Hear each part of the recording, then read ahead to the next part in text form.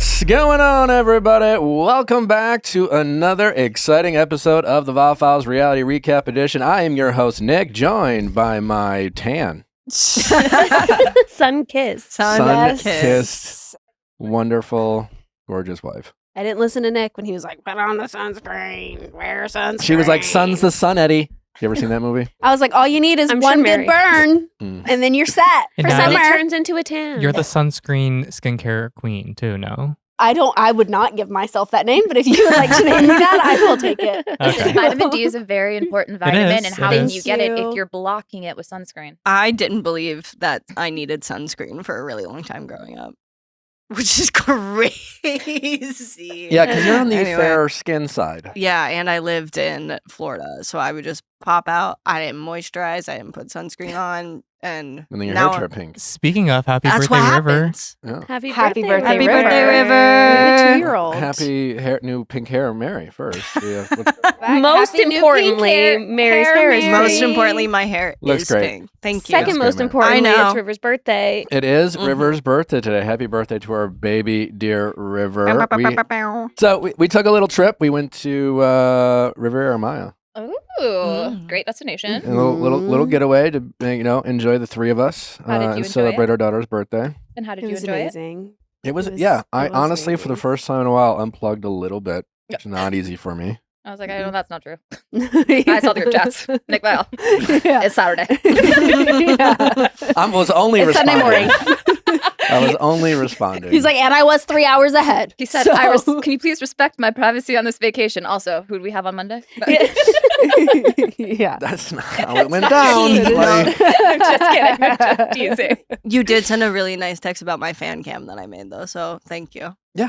I was just trying to compliment people. He was being nice. did great. Yeah. He also texted us and told us to take off early on Friday to get drinks. Oh, yeah, he did. Wow, great boss. Pretty Yeah. rockin'. Great. He was in just like such a great mood because we were on vacation. That's what I goes on figured. vacation. Everyone goes on vacation. Not complaining. Yeah. Yeah. And then I was definitely feeling very reflective, very in my feelings, very kind of just feeling gratitude about life and things like that. On I think we were very also just like present because we've never really taken a trip, like just the three of us, and like fully unplugged and like not, it's not been for work or like, for our honeymoon, my mom so graciously came along so that we could still spend time with each other. And this trip, we were like, we're just going the three of us. We're going to celebrate River. So we really all three connected and we were all very like, yeah, I felt we were all very grateful and connected. And we just, it was bliss. It was lovely.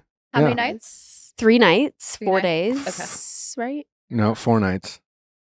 We got there Wednesday night, left Sunday. And left I don't know what Sunday, yeah, the math whatever. is, but we had a lovely time. On Friday night, we had a nice little balcony. And then I took a gummy. Yeah. And then there was a wedding at the hotel next door, of which there were some lovely women who said hi, who Yeah. listened to the show. If you're listening, shout out. Thanks for saying Hey. hi. And I heard the wedding DJ, which was like, he was good. Mm. And I was So you that's so the I'm best chilling on the way. balcony by Yeah. myself. Family's asleep. Gummy digesting. Hitting. But hitting. Mhm. And honestly, it was like, it really just, there were some songs that like brought me back to different phases of my life, Uh-huh. as music can do. Yes. And I was just feeling it, just Yeah. on the gummy, just thinking about my life. Uh-huh. And yeah, and the DJ was really good. Yeah. Anyways, it really made me think. Natalie and I have said this before about our daughter. We often refer to her as our miracle baby. Obviously, we love her. Maybe we're biased, but like as we know, you guys know, Natalie's obviously been very open about some of the miscarriages she's experienced. We've been able to hopefully identify what was causing that, but like realizing that when River showed up, like we had no complications. There was nothing there, and it really kind of felt very much like a miracle for her to be here. And there's like a million reasons why we think of River that way. But like I'm up there on the balcony thinking about my life, and it really just made me think about, because Natalie and I were talking about like how River's like our miracle baby. And it really honestly does make you feel like, I remember so many moments in my life. Like I'm old enough to, be like, like To reflect on things. there are relationships that are like a lifetime ago, where it's just like that relationship or that time of my life played a huge role in my life, and it also is like a fever dream. You know, it was so long ago. And then you think about like all the disappointment or heartbreak or frustrations or things not going your way. I mean, I remember some breakups. I remember one.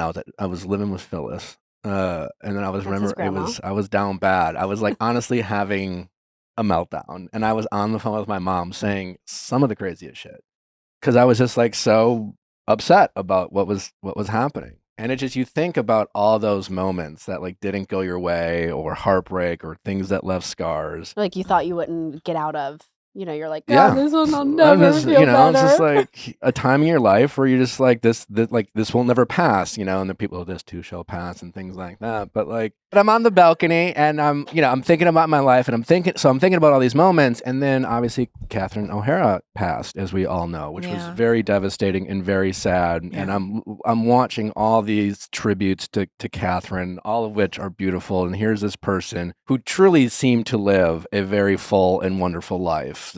From accolades to like the friendships, you know, she's just one of those people where everyone had something wonderful to say about her. And there was this video going around of Kathan, I think it was her last interview that TMZ did of her, and they're asked, you know, what's the role that you will be most proud of, you know, I guess when kind of a crazy question. Yeah. Like you've played so many iconic characters, you've been in so many iconic movies. Do we have the clip? We do have the clip. When all is said and done, which one role would you most like to be remembered for? Mother of my children. What about acting? That's a good role, like a personal role. His wife.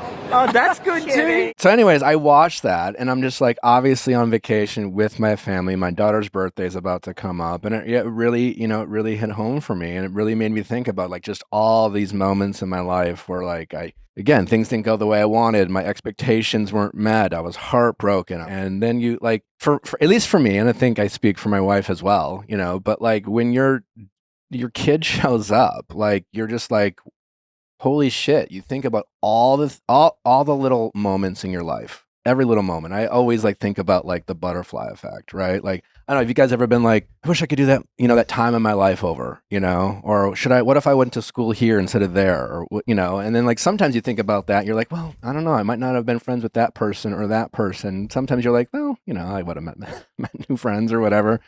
But when your kid shows up, you're just like, this, I would never, like, everything had to happen for for River to be here. The butterfly like effect. every heartbreak, every disappointment, everything that didn't go my way, like turns into like a miracle that's just part of your journey that like had to happen for River to show up. And like it just kind of made me think about that. And think about Kathan, it's just like it is a reminder that like it tends to be the most intimate and meaningful connections you have that are the things that you care about in life, you know, whether that's children, whether it's a spouse, whether it's a friend, a brother and sister, but it is those connections that you really care about. And it's generally not, you know, an award you got at work, or, you know, a raise or a job, or, you know, or something. It tends not to be. And anyways, thanks to Kathan for reminding me of that. It was I also thought about my wife when I met Nally. Like the show existed. It's a popular, successful show, but like I'm living in Venice, I'm renting, but just objectively speaking, my life, I have so much more in my life after Nally showed up in it. You know, I talk a lot about on this show, like how your decisions matter, and like you know, like think, you know, you have to, but like making a decision and choosing each other and choosing my wife is like objectively made my life better. I have so much more now in my life than I had before I had you in it. And it's just like kind of great to see.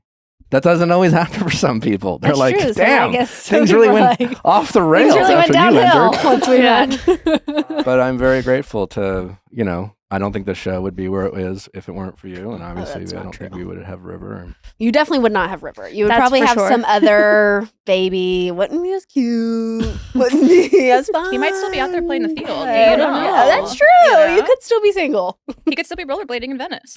Getting massages. And painting. Bob Ross. I mean, listen, my single days, I appreciate them. They were great. They played a big role in my life. They were also probably the saddest times of my life. Shout out Phyllis. You know, Shout out Philip. and this is someone who can really enjoy being alone. Is the introvert in me, almost. But like loneliness catches up to you. You know, sometimes after a while, you're just like, ugh. Anyways, Well, we also have the Age of Attraction trailer that dropped over, I think it dropped Thursday. It looks really I think we good. should play it. When you tell people your age, they put a stigma to that. The truth is, when love is there and love is real, age won't matter. Here, age is just a number. You'll be dating without ever knowing how old your partner is. I don't know if these guys are my age, my dad's age, my grandpa's age. I'm getting nervous. Good luck. What are you gonna get? An oyster shooter? I say we go for it. Just because they're an aphrodisiac? Yeah. Do you want to hear something absolutely insane? All this chat about aphrodisiacs and everything that it leads to, like kids. In a regular situation, I would probably want to fix you up with my daughter. God. I'm petrified that he's too young. My oldest is 29, and I think he's in his 30s. Everyone thinks I'm significantly older than I am. I think I'm gonna shock her. Get your seatbelt on. I am... Oh my God.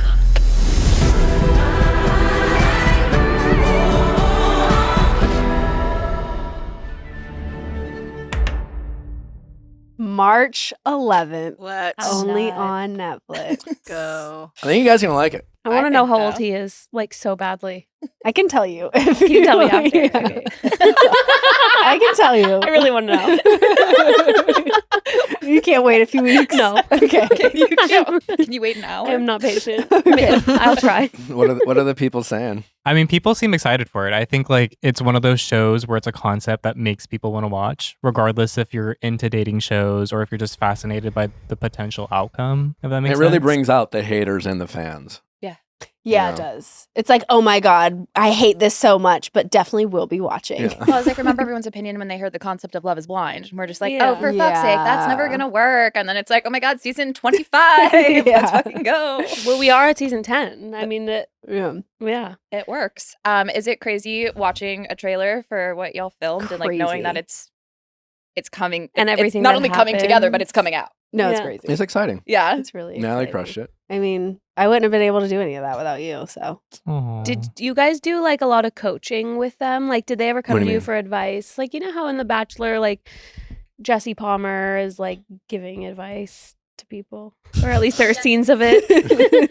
At least there are scenes where he's doing that. We have a couple. There's a couple scenes, but again, it's really we're just as hosts. You learn as hosts. It's not. about us. It's not about you. You're Yeah. just the vehicle. Obviously, we're very grateful to Velvet Hammer, the production company, who came up with this idea and obviously thought of us to be its host. And given our age difference and our wonderful relationship, I think the hope is we are an example Yeah. that this can work for people. It's not for everyone. It's for some people, but I think this general premise, like Love is Blind, is that people are challenged out there to find connections and relationships, and what society kind of pushes you into, or what the dating apps push you into.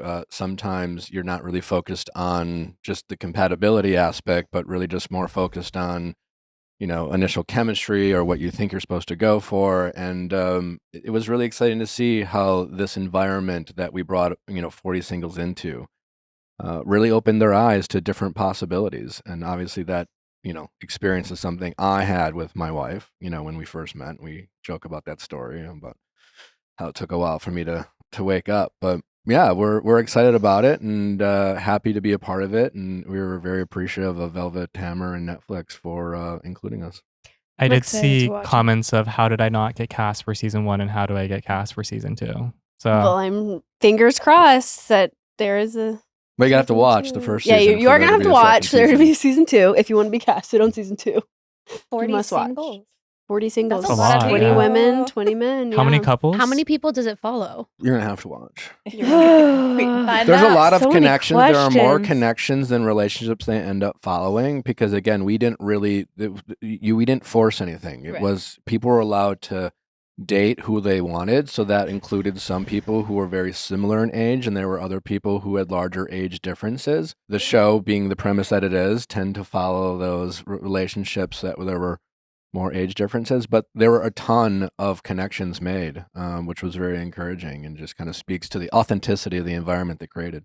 We do have a great episode lined up for you. Brent McLeary joins us in a moment. He has been very actively following the Justin Baldoni and Blake Lively case. And while a lot of people out there, it seems like there's a lot of, misinformation and more just like opinions. Even us, obviously, we have a strong point of view, but I think at times we're not into the weeds of some of the granular details. And then when we speak on it, I always wish I could probably be more articulate about it. But he is someone that I have followed with great interest, and someone who I think really has an accurate picture of some of the finer details of this case, specifically the retaliation aspect of this case that, Blake is bringing forward against Justin. And I think there is more and more information coming out that is eye-opening and I think very damning, but it's always hard for me to kind of present that in a way that's digestible for you guys. So we thought we'd bring on Brent to help us understand some of the things going on and being presented in this case as we follow it. Also, we have former faithful of 2 seasons ago in the castle,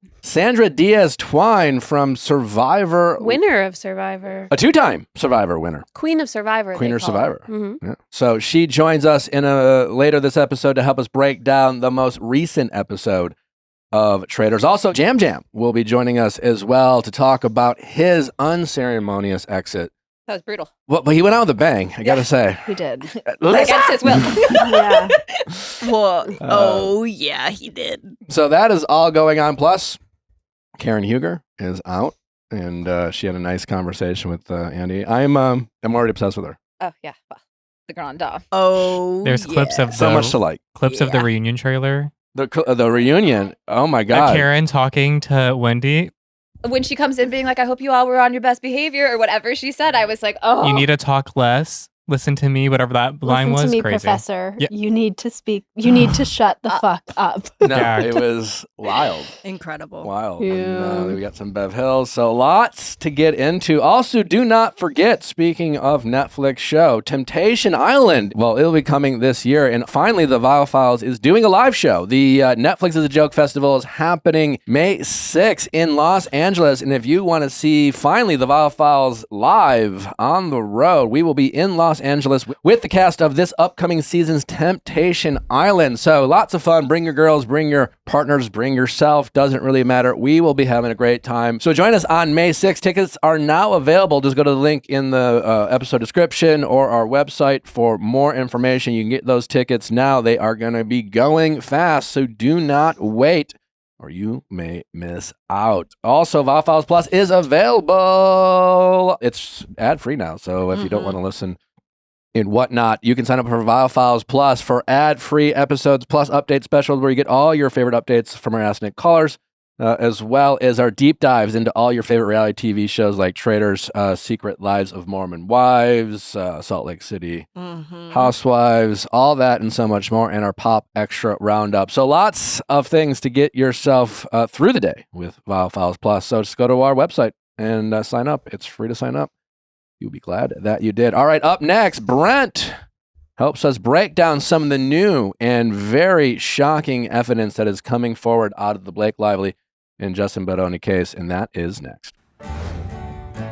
Almost every American has some sort of relationship with soda from their childhood. Olipop is a new kind of soda that combines the classic soda taste with the benefits of functional ingredient blend to support digestive health. Olipop is reimagining soda with high fiber and 2 to 5 grams of sugar per can. You guys heard us talk about Olipop before. Natalie has always been a Diet Coke girl, but we know that some of those health benefits when it comes to Diet Coke are not where you need it to be. And then she discovered Olipop and their classic cola taste that is really delicious, tastes great, and has far more health benefits than your classic Diet Coke. Well, they also have a new and exciting flavor, their Shirley Temple flavor, and we are both loving it. Also, it's something we can feel good about giving to River from time to time. And if you are ever someone who drank Shirley Temples as a kid, you will absolutely love the new Shirley Temple Olipop drink. It's fun, it's tasty, it reminds you of your childhood. Get a free can of Olipop, buy any 2 cans of Olipop in-store, and they'll pay you back for 1. Works on any flavor and retailer. Olipop is sold online at drinkolipop.com.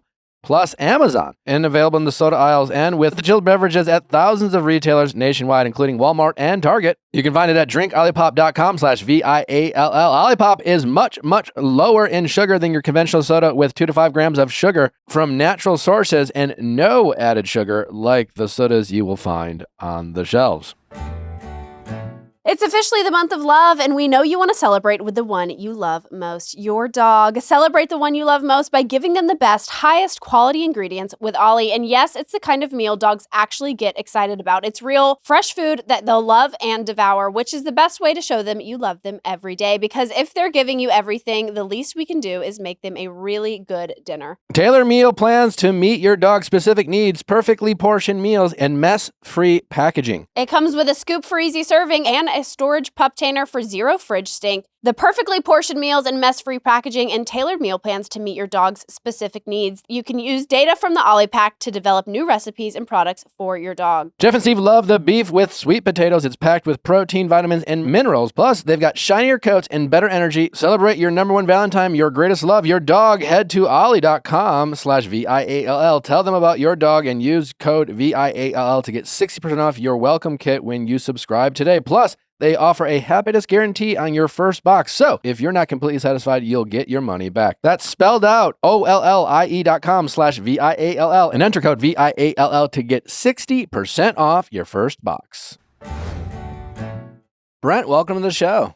Thank you for having me. Pleasure to be here. Well, very excited to have you. I told our audience that I have been following you on social for some time now because I've really enjoyed your coverage of this case. And anyone who's listened to the show knows kind of the position where I stand, which obviously as this case unfolded, I followed it with great interest, specifically around the retaliation aspect of this case. It is a little scary to think about the way people can use social media to now go after their accusers or their enemies or just people they don't like, and how that can have just a really devastating effect on the people who are affected.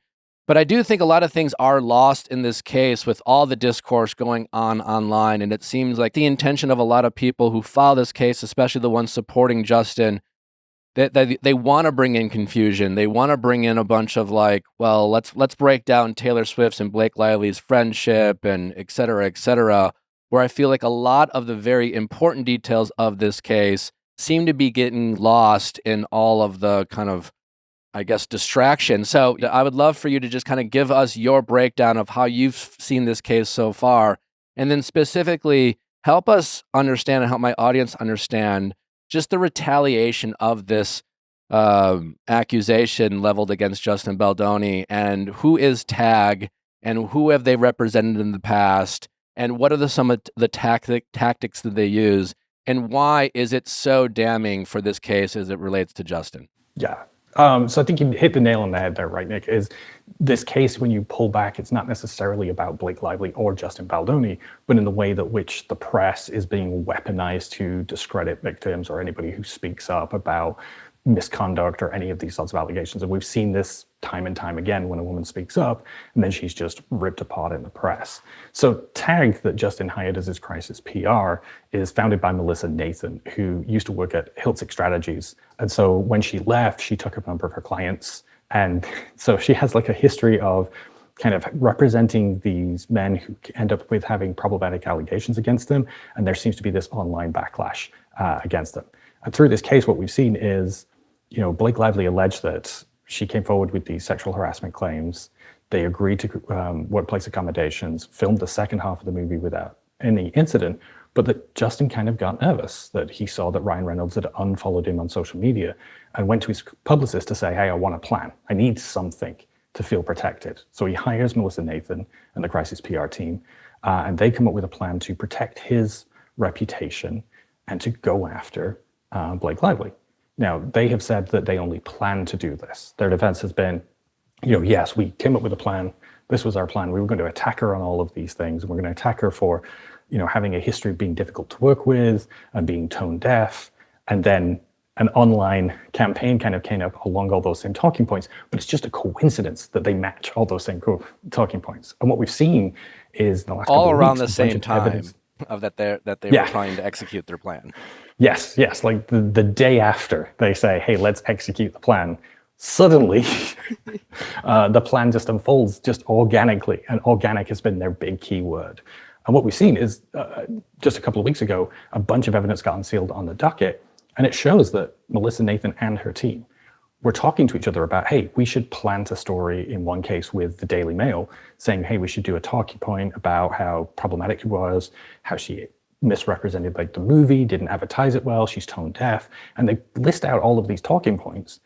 And then they talk to the Daily Mail, and 2 days later, Alison Boshoff prints an article talking about how problematic Blake Lively is. You know, she marketed her alcohol brand at an after party. She was doing this. She wasn't talking about all of the domestic violence, everything that's in their list of talking points. And then they're shown tag celebrating the article, saying that Alison Boshoff came through for us and like, congratulations, oh, thank you. And so we have all of the pieces of this showing that for the duration of the campaign that they hired Tag for, they were planting articles. But it wasn't just articles against Blake Lively, which is the confusing thing about this.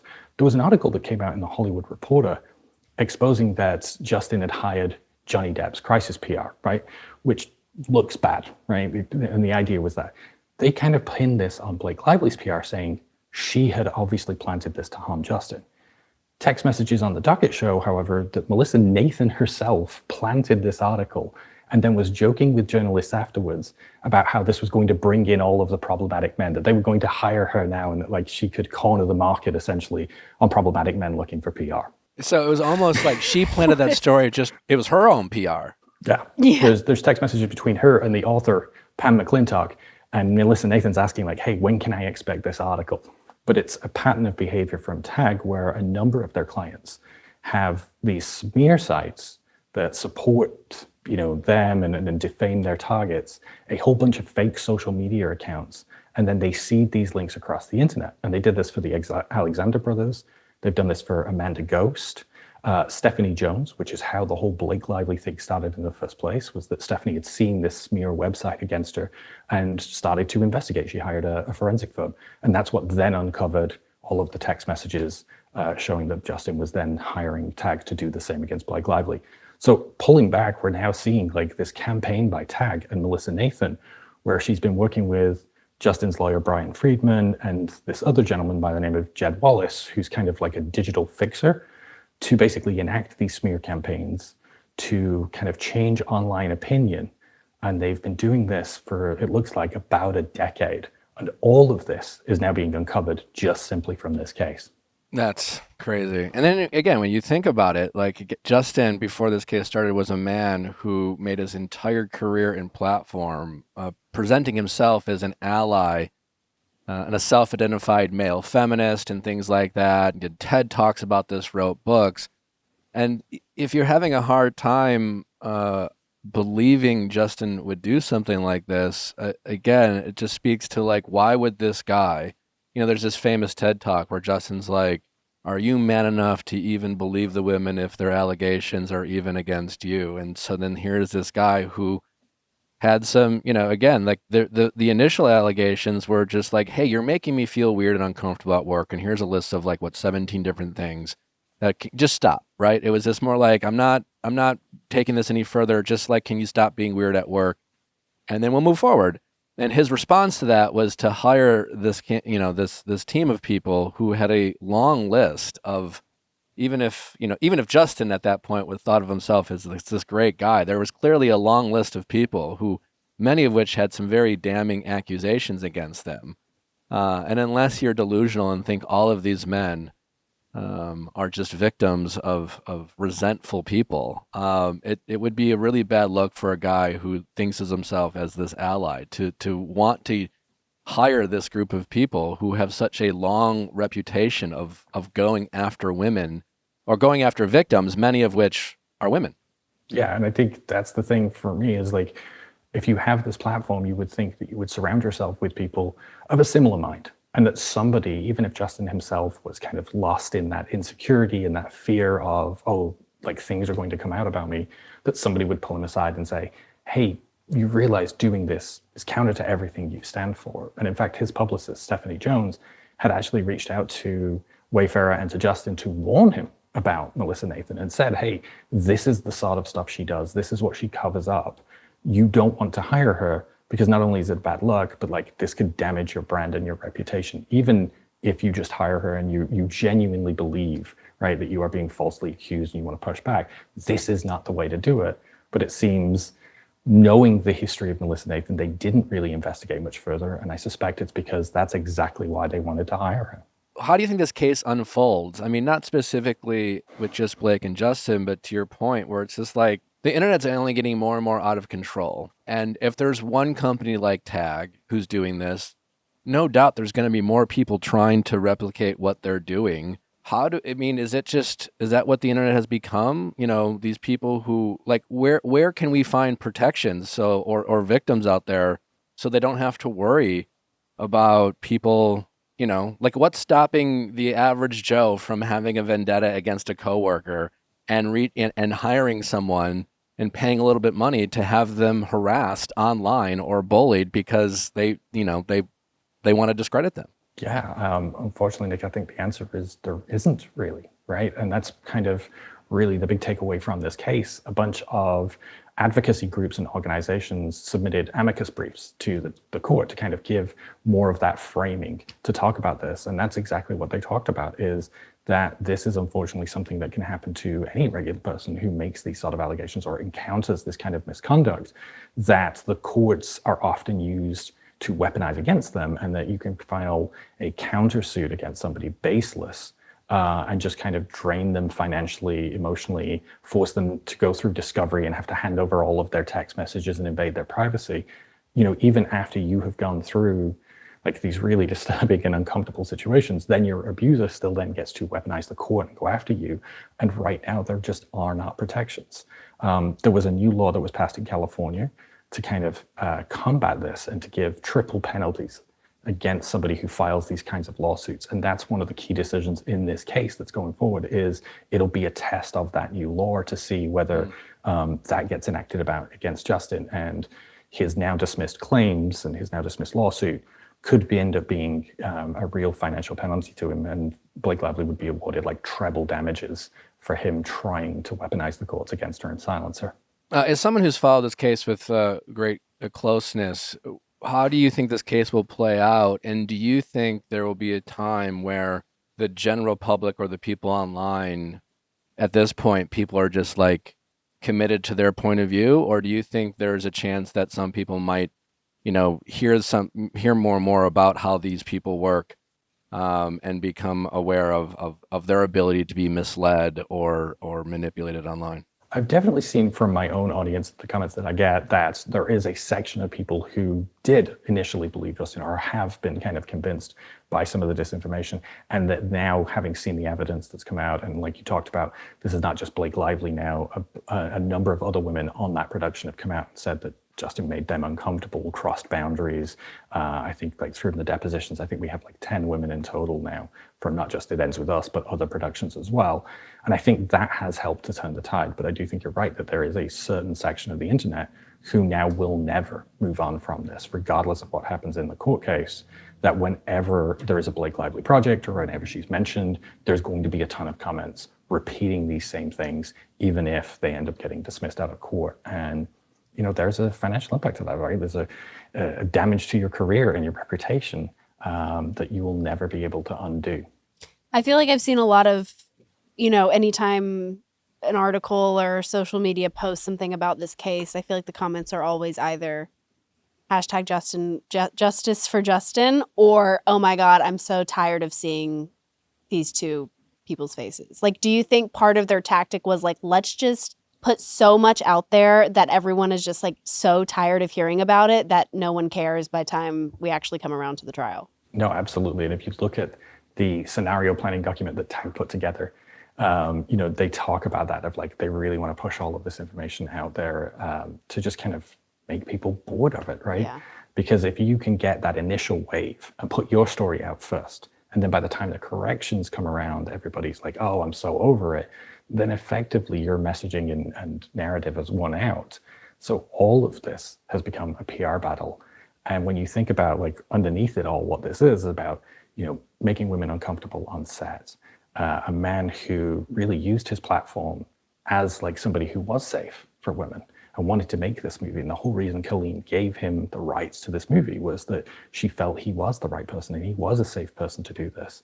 And now you have not just Colleen, but Jenny Slate, Blake Lively, Alex Sachs, and the screenwriter Christy Hall all saying that he sidelined them on this project and didn't really listen to their input and made them uncomfortable. You know, it's just so disheartening to see his platform weaponized and used in this way.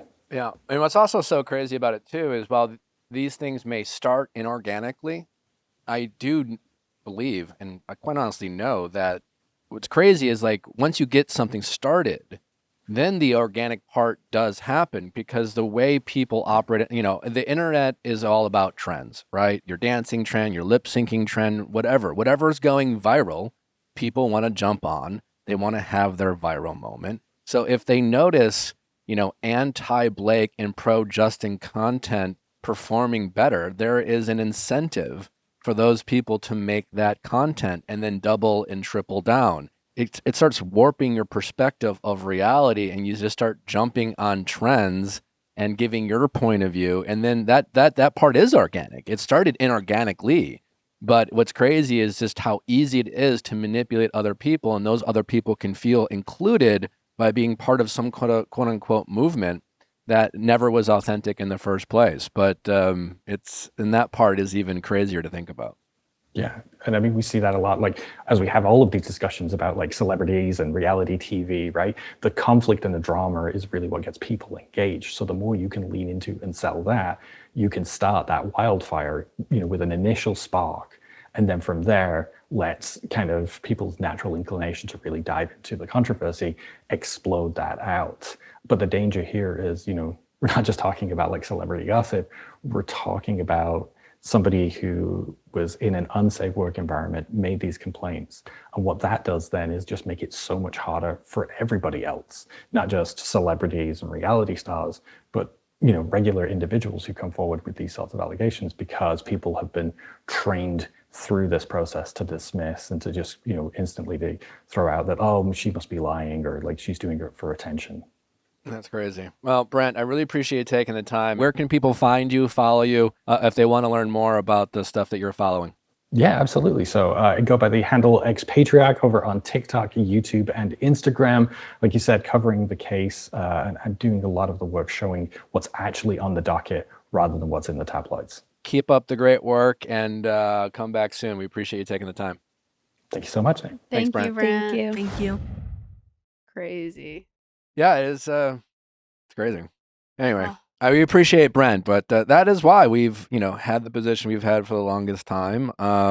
It matters less that Blake Lively and Taylor Swift might have referred to Justin as a bitch.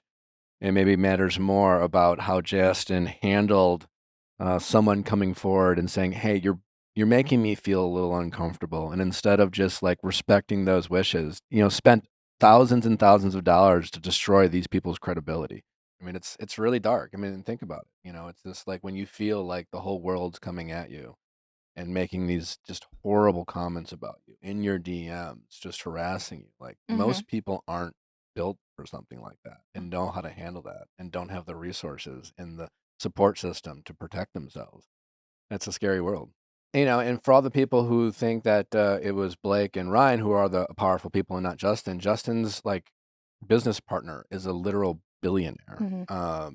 And he was his financier. And so in the terms of finances, you know, Justin has a lot of power and access to money and things like that. So that part is, you know, really, it's just wild.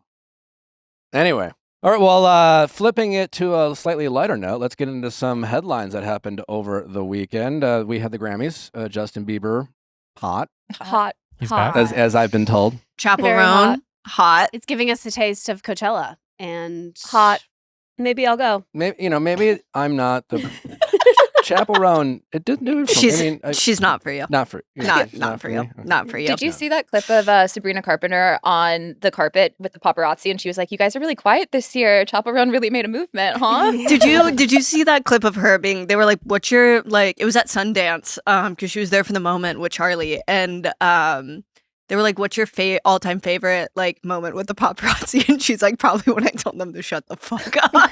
And I'm like, Chapel. I love when she's a bitch. It's my favorite thing in the world. It's hot as fuck. It was a good Grammys. I mean, you even had Cher forgetting to announce the winner and then announcing the wrong winner. Did you see that? Luther La La Land again? It was No, it was essentially a La La basic- Land moment. Adele says Dazim. Adele Dazeem. Adele No, she fully I'll like never get over that. My she dad. Oh, it's the fully- funniest thing She that ever fully happened. walked off stage and forgot. Like she did her little speech and was like, "Okay, cool," and then walked off. And then he was like, Cher, you want to announce the winners?" And then she comes back out and then she says, like, I think the runner-up. right? No. So what happened is she starts announcing the winner and then she's like, "Oh, I thought I was going to read this off the teleprompter, but I have to use these cards." And then she opened up the card and then she was like, it was Kendrick Lamar and SZA's Luther. And then she said Luther Vandross. But she didn't even say Luther Vandross. She said Luther Gangross. And then it cuts to Kendrick and SZA. And then she's like, She immediately tried to Luther. backtrack. No, she goes, I mean Kendrick Lamar, and it was too late. I think she should have gone, never too much, never too much, never too much. Do y'all remember when Kendall Jenner was reading a teleprompter? reading a teleprompter? Was it for One Direction? I don't even remember. I That's just a know she while couldn't ago, do yeah. It was so long ago. It was so long ago. But Reading a teleprompter is hard. I bet it goes kind of fast, doesn't it? Yeah. You have to really keep up. You can't take your time. Yeah, no. fair Also, it's like, imagine, like, I don't, for any of the contact wearers in the room or the world, sometimes when you have contacts in, you look far away, you still can't see shit. enough. They Yeah. get cloudy, Well, and I can don't know see what just you would fine, do with the but it's the teleprompter. reading part. Yeah. It does go fast. Also, shout out to Bad Bunny for being the first artist to win Mhm. Album of the Year with a primarily Spanish language Yeah, album. Let's finally. go. Oh my Yeah. god, his like Big. moment It before was when- amazing. when he When got called up. I was sitting just there, like sobbing. I was and in Harry tears. Styles, of course, like saying that he's the winner, just like too Mhm. iconic.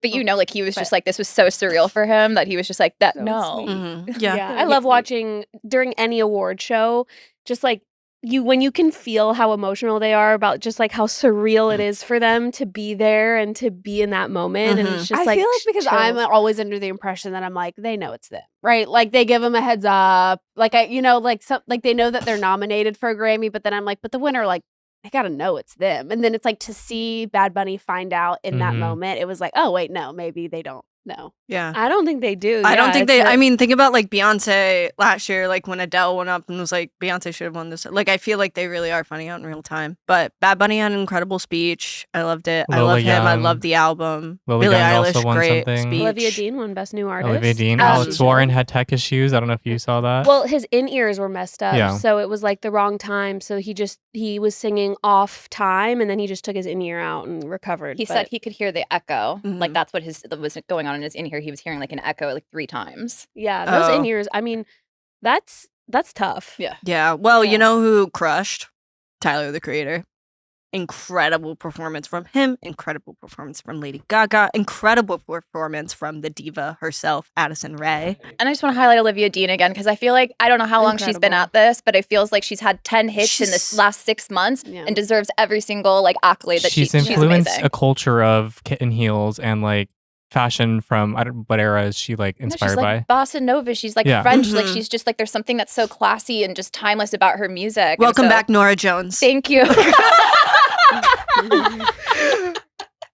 I was a fan. Me too. Well, we also have all of the press tours for Wuthering Heights. Oh, Jacob Elordi and yes. Margot Robbie. I think I'm gonna. I don't know how die in actors do this it. house. Yeah. I don't know how actors' partners do it because That's I'm what like, I'm- Yeah, I no, think that's what I because they're meant. all Did you- falling in love. Did you like see that hot ass magazine spread that they did where it's like him and Yes. they're No, between but each the other's way legs? she talks about him as if she was just like I think more people should lean in. When she's like, it was raining and he covered my face from like the set rain or whatever. She's like, I said that was the most romantic thing anyone has ever done for me. And I'm like, your poor husband is sitting at home being Well, like, there's- babe, well, Just watching our kid. No. there was I don't even a have Star is Born with Bradley Cooper and Lady Gaga. Right. And then There could be there was what was 100 the people in show the with room. Jessica Chastain? Oh, And Oscar Wilde- Oscar Oscar Isaac. Wilde. No, it Marriage was scenes Affair? from a marriage. It was a TV show remake of the Ingmar You Bergman had movie. Anyone But You. Whitney Sweeney and Whitney Sweeney, Glenn Powell, and Sydney Sweeney. Sydney Sweeney and Glenn Powell, Baby like, girl. Whitney Some- Sweeney and Glenn Glowell. Yeah, those guys. And Adele Dazeem was in Where it. some of these like Dazeem. press tours, you were just like, God, they're in love. There's like, oh my God, and like you're like, oh, they're married with someone else. Like the caressing and the speaking, you really have to I don't know have a how. great therapist and really be secure in your relationship to have these people do the press that they do with each other and really just talk about their obsession and their connection. And it's They're just just like codependent on each other. They got each other the rings that was like forever and always or whatever. But like that's what I wonder. Like I'm like if like Olivia Jade or like Margot Robbie's husband is like it's kind of hot. Like you know what I mean? Like I'm just like because you have to be used to this by now, right? Yeah. I'm like Margot Robbie is one of the hottest people forever. Yeah. That I'm just like everybody wants to see her with whoever she's co-starring with or wants to see her like with anybody. Yeah, no, the amount of therapy I would need if Danny was co-starring with Margot Margot Robbie. Robbie, I would. And her, I feel like Her the husband- only clip I've And seen. we're secure, right? The only clip I've seen of Margot talking about her husband, and maybe it wasn't even on this press tour, but she was like, yeah, you know, he was an extra in Harry Potter. Well, her husband is also he's like he was one of the kids that got pushed out of the way in the third Harry Potter movie. You know what? That would be enough for me too. That would be enough for me too. Margot Robbie's husband is like the executive producer. Like they co-run a production company. Her together. production company, yeah. Yeah, and that Sydney Sweeney and her fiance, remember he was like also Ex. produced ex-fiance, sorry. Ex-fiance. She's Don't now forget about Scooter Braun. But they were like also working together. So there's so many like, do they know? Is this part of the process? Are they in on it's gotta it? be part Lean of in. the yes. Why not As a lean in? part of the marketing. You do a chemistry read with someone for a reason. I think go for it. I think Like, anyone but you showed that it's like what happens if the partner's not in on it. Yeah. Yeah, well, it's So- all. I mean, Singing in the Rain kind of takes you behind the scenes there, where it's like they were, Mhm. you know, had a fake relationship. Yeah. and- sorry, I love No, it. you're I love completely it. right. I feel like Mary. No, I love let's the talk- reference of Singing in the Rain. Absolutely. No, yeah, let's talk about Singing in the Rain. I love it. Great film. Anyway, There were a ton of reality TV stars at the Wuthering Heights, which is very fascinating. Ariana Madix. Oh, yes. Yeah, she had a ring. People are Which assuming. this is the most frustrating, I think, coverage of women on red carpets. It's like they're wearing an outfit. They are in couture. They are wearing fashion. They have jewelry. They have accessories. And like there's only so many fingers that a ring looks good on. And like the pointer finger is always like just not gonna be It's it not it. sometimes. Like this it's is my just not smallest it. and daintiest finger. Exactly. And so like the fact that some people, and maybe she is secretly engaged and we don't know, and like, you know, More power to you, Zendaya so, did it, and yeah. so slay.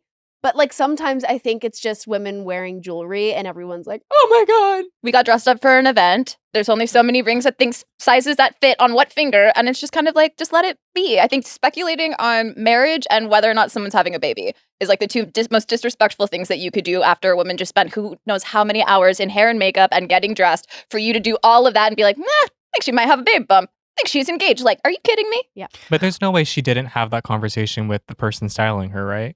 Like she had to know Maybe that she wearing just the ring put on a there ring. would spark. But it Why also, should she like, have to? Wasn't you know, it like it was like a gemstone ring. It wasn't like it was like this big engagement ring diamond. It was like But right? I'm saying it tends to be sometimes even like a nice, like maybe super expensive, but like it doesn't even have to be like a single like engagement ring looking thing for it to be speculation the that you're people talking. engaged. I don't know. I mean, I have Depends. I have rings on both my ring fingers, so I'd like to announce that I'm married to the moment.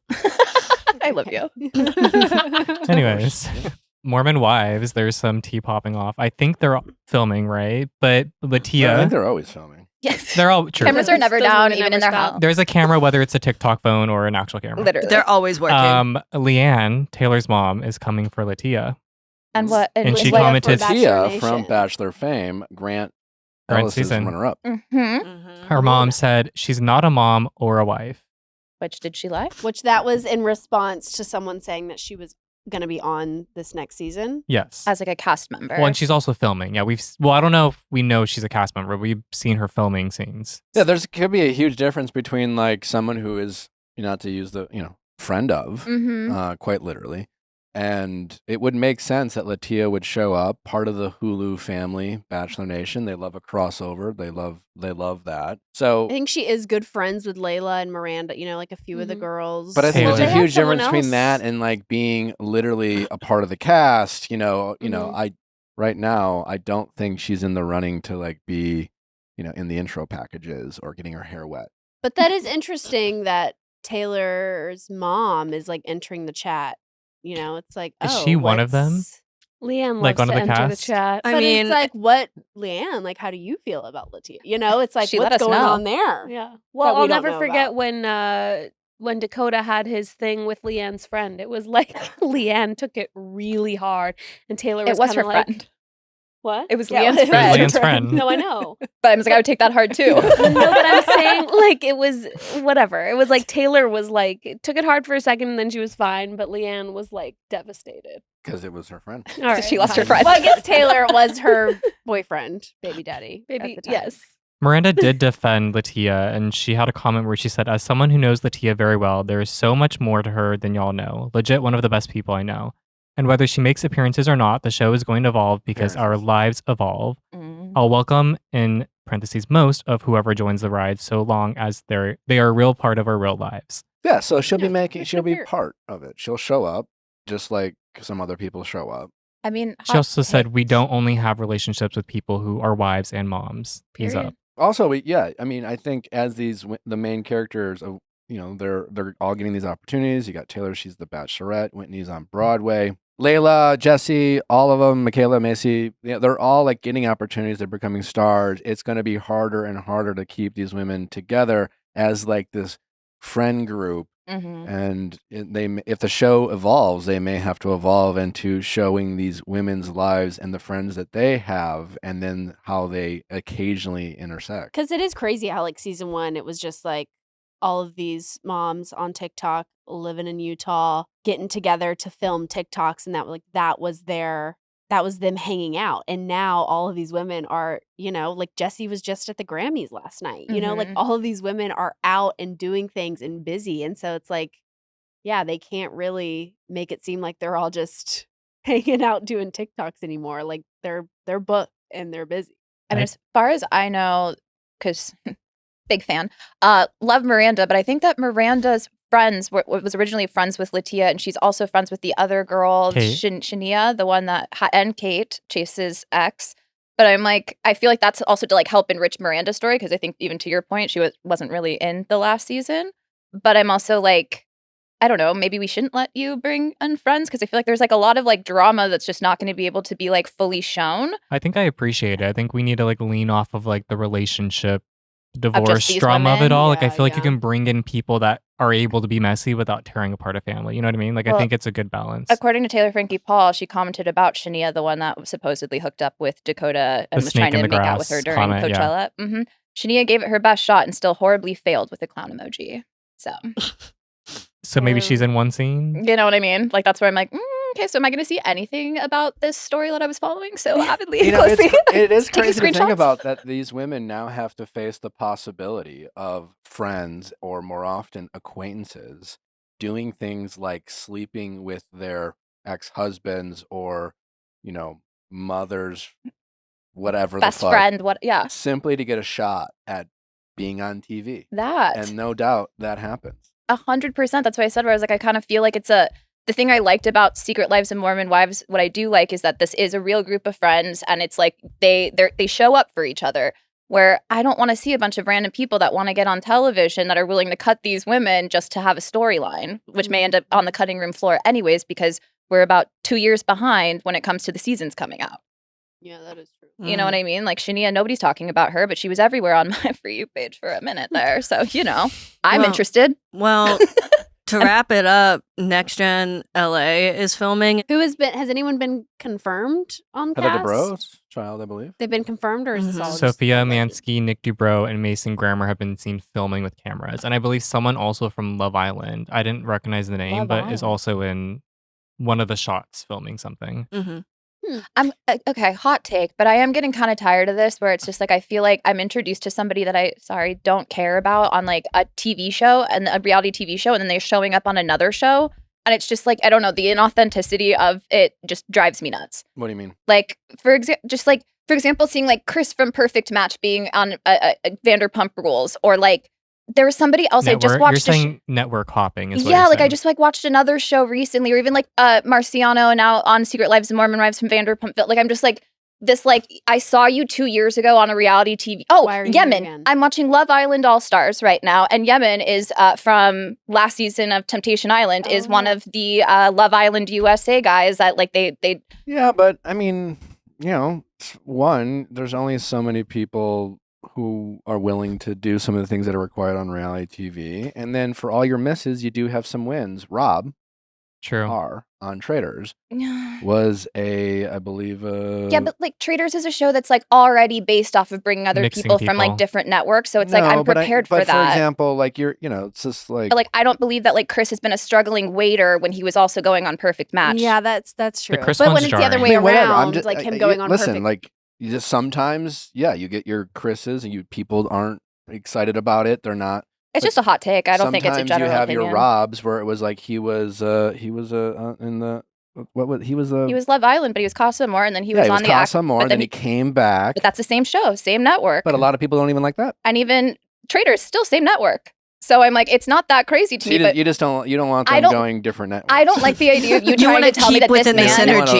You're I don't a want- streamer loyalist. I don't want you. No, I don't want you telling me that this man is struggling as a waiter. NBC head. But then has already had opportunities to try to like win money or to go on these Well, shows, and I then it's like mean, I'm a struggling actor. I just don't buy it. This guy was on Perfect Match, which is not exactly like one of the more premier shows, specifically for men if they're looking to make money from reality TV. Being a mid-tier character on Perfect Match isn't exactly going to make it rain. So I believe very much that he could be struggling. Second, and men in the reality TV space often make way less money.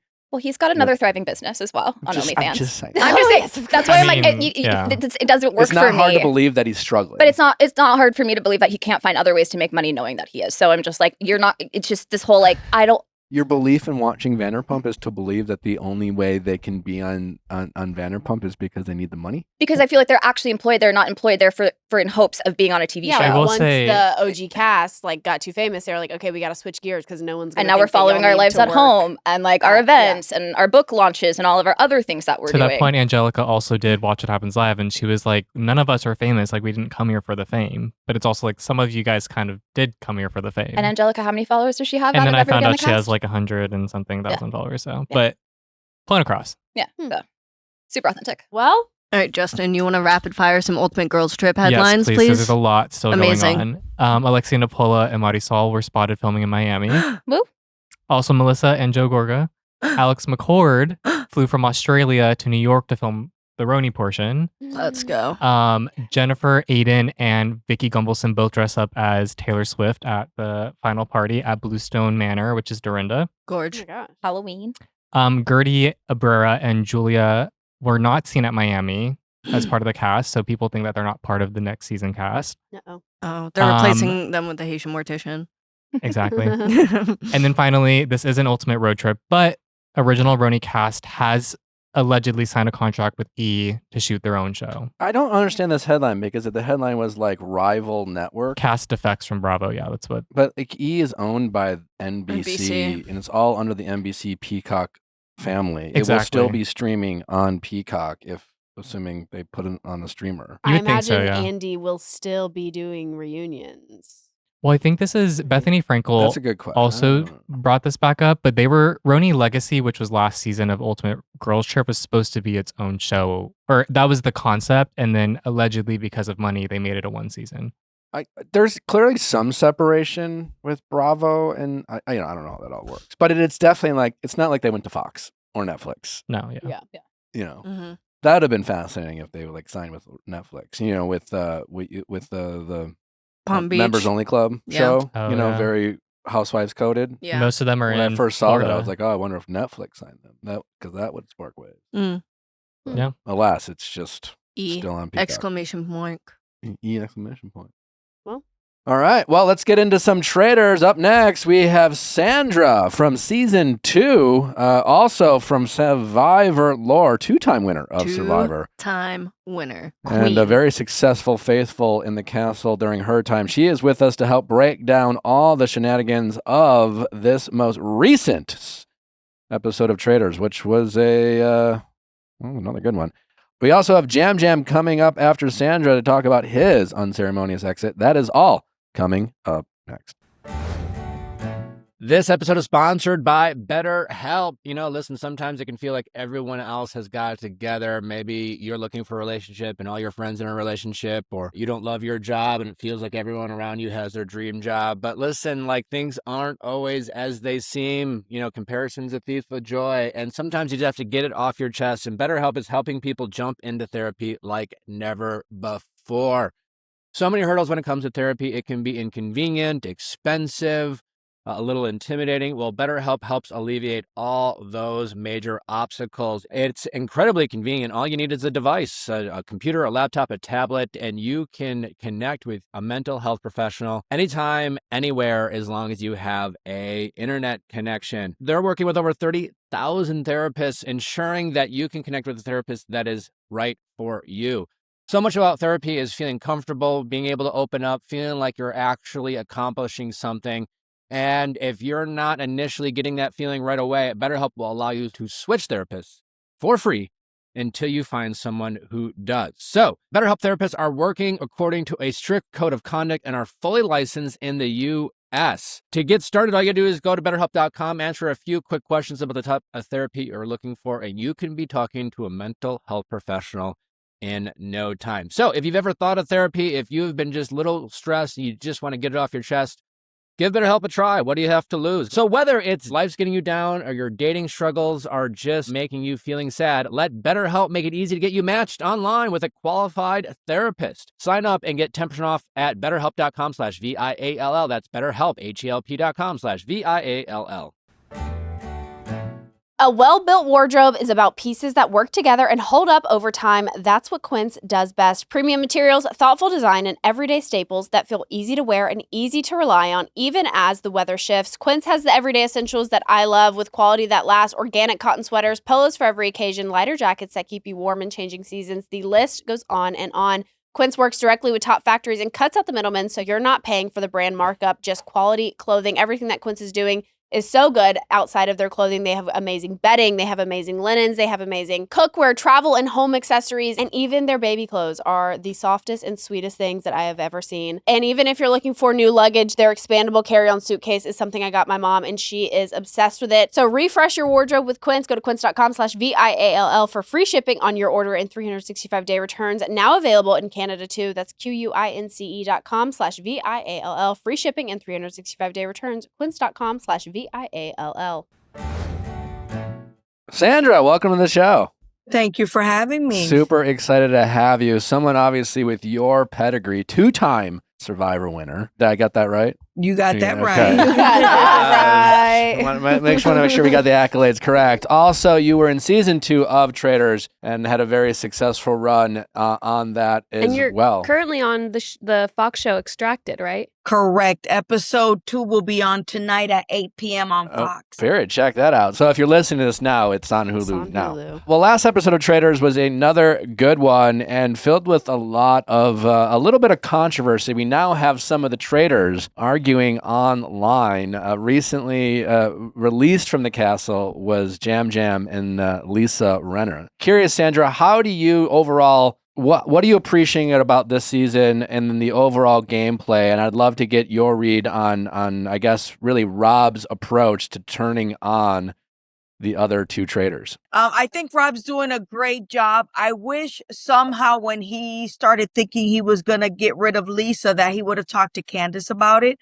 I think it would have been easier to get her on board or at least let her know, hey, if I hear her name again come up, or if I feel like a lot of people are going to vote for her, I'm going to have to go that way as well. Maybe then they wouldn't have the issues that they're going to have now. You think RHOBH should have gone to Candace and given her a heads up? I just assumed that RHOBH didn't do that because he's heard so much about like the housewife's bond and their closeness, and I never go against a housewife.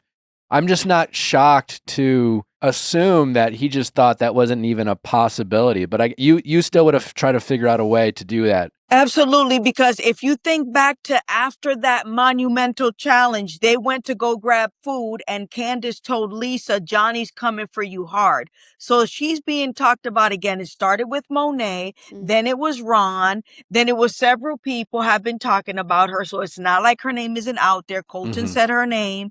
So if he would have just said like, listen, I'm trying to change a couple of things, but if your name keeps coming up and the majority of the people it sounds like are coming for you, especially after Yam Yam said your name about the kiss when he got murdered, there's nothing I can do. That to me is a heads up. Like, you already know where my head's at. If they're going to talk about you at the round table, I'm writing your name down. It does seem like Rob is, I mean, he's like leading the charge against Lisa, you know? He's like, when there's two different stories, you know, it's either I don't know or... Yeah, they really made it seem like he was, was swaying the vote. Because it was going to go time. Natalie, and then he swayed it. Would you have done anything differently if you were in Lisa's shoes at the round table? It's so hard to convince people that you're not a traitor at any round table. Like, how do you really prove you're not a traitor? Yeah. All you can do is argue your way out of it. I mean, she could have kept going hard on Natalie because that's where people were, or even went back to Colton. But the damage was done once Yam Yam started saying Lisa kissed me and then she said she didn't. Yeah. Again, that's the same thing Rob said. The same story, but you know, the different outcome. Somebody's lying. Yam Yam says she kissed him. She said, I didn't kiss him. Mara says she kissed him. You know, Dorinda says she didn't kiss him. So, you know, who's telling the truth? Do you almost feel like she should have just been like, yeah, I kissed him, so what? I kissed everybody. Yeah. Yeah. And that's easy. You know, it's kind of easy to say. explain because so much is happening at that black banquet that how do you remember what all you did and didn't do? Yeah. That's what I would say. Like, man, I can't even tell you what I had on my plate to eat. Yeah, I've been so on edge. I've been looking at everybody else. I don't even remember. Yeah, that's true. I feel like if the But her traitors just being like, no, I didn't. I know I didn't. I feel like if the traitors were working better together, I feel like Rob should have been the one to wear the jewelry. He could have easily pulled it off. It is it does feel like the one with the most heat wore the thing. But she got that first. But that's not even what she got like in trouble for. Yeah. Like nobody said anything about the brooch. It was all about the kiss that she like. Still, she pulled I it just think it off. would have been really easy for Rob if he was wearing that jewelry and it was a ballroom night anyways, to like people would have noticed. A lot of people had jewelry on, like Colton had pearls on or whatever. I feel like Lisa could have been if I were her, I would have started touching other people's jewelry No, in you hopes just that they would touch mine. you just walk in with the brooch unclasped and then like jiggle where it falls to the ground and hope whoever is there to pick it up and hand it to you. But that is kind of what she did. She was like, "Ow, it's poking me!" Like, yeah, but that help creates a me. scene. I mean, she got away with it. She did get away Well, with it. you don't want the wrong person to touch it because, for instance, if someone's potentially going to get banished, you don't want that person to be the one. You want someone that's really, I mean, she picked Yam Yam, which was kind of messed up. It set Natalie up as in, we know there's a traitor in the turret. You're the last gamer left, so it has to be you. Lisa had to wear the brooch because she already had heat on her. There's no way Rob, being a man's man, was going to wear that. Yeah, with them overalls. That brooch on his overalls. Candace didn't want to get any heat on her because no one has said her name, so it had to be Lisa. So Rob is obviously pretty upset that Candace wrote his name down. I almost was thinking maybe that was pretty smart by Candace to protect herself because it kind of seemed like Rob had fully decided to turn on both of the traitors. And since Candace was the one pretty adamantly defending Lisa, he could then be like, well, who's the one defending Lisa? I certainly wasn't. Candace was. But now that Candace wrote Rob's name down, it's a little riskier for Rob, I feel like, to go after Candace because her writing his name down almost connects the dots of her being angry at Rob as retaliation. Or am I thinking too much? In my opinion, you're thinking too much simply because Candace is the kind of person where whatever name she writes down at the round table, she sticks to it round table after round table after round table. So it's not going to be sus for anyone to see her continue to write down Rob's name simply because she did that with Ron. it was like whoever's name was on her slate, that's what she's going to continue with. So if she continues chasing Rob regardless, no one I think is going to think twice about it. Like, it's not going to be a big deal. He doesn't like it because his name is out there and you never want that. But I don't think it's such a big deal. Okay. Why do you feel like she didn't just stick with Natalie and be like, yeah, sorry, Natalie, I still just like think it's you? Well, she was already mad when he wrote down Lisa's name last week. She threw food at him in the kitchen. She was like, you messed this all up. So she's not happy.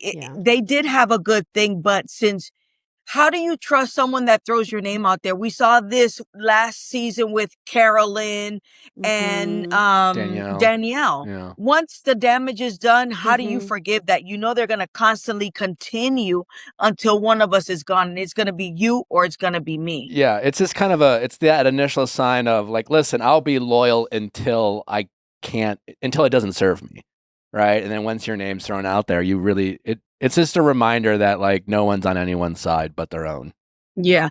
And going back to Lisa, I remember Rob told her in the turret, your name is being said. So he gave her a heads up and then she heard it for herself. Candace heard it for herself. So it shouldn't be like anything out of this world that he wrote her name down. He should have just gave them a heads up. You probably can't answer this, but is there anything stopping you from kind of like dropping something that Lisa could have like shifted it onto Rob in some way? Like on her way out? Yeah, or on her way out, or even at the round table where she could be like, just look out, like there's still a snake among you or something like that, or just try to be like, you know what, Rob, now that you're coming at me, like you're actually pretty suspicious yourself. I mean, she could have done a lot of things. I don't know the rules of the Traitors because they're given additional rules once they're picked that we don't see. I don't even know how many pages it is. You're right. Like, if you take me out and you're a traitor and you really stab me in the back and I didn't even see it coming, then somehow on my way out, I'm going to definitely try to give some kind of clue. But you have to be careful not to go against the rules. Yeah, and Rob, you did look just as good in that cloak as you do in these overalls, I must say. Or I'm a snake, but I'm not the biggest snake. Yes. In the room. Yes. But to your point, Sandra, they must have some rules. I was thinking about watching it because clearly, like, Jam Jam was like, it's Lisa. And they aired it, so I'm assuming he didn't go against any rules. But that's vastly different than a traitor who got turned on for Lisa to know who the traitors are.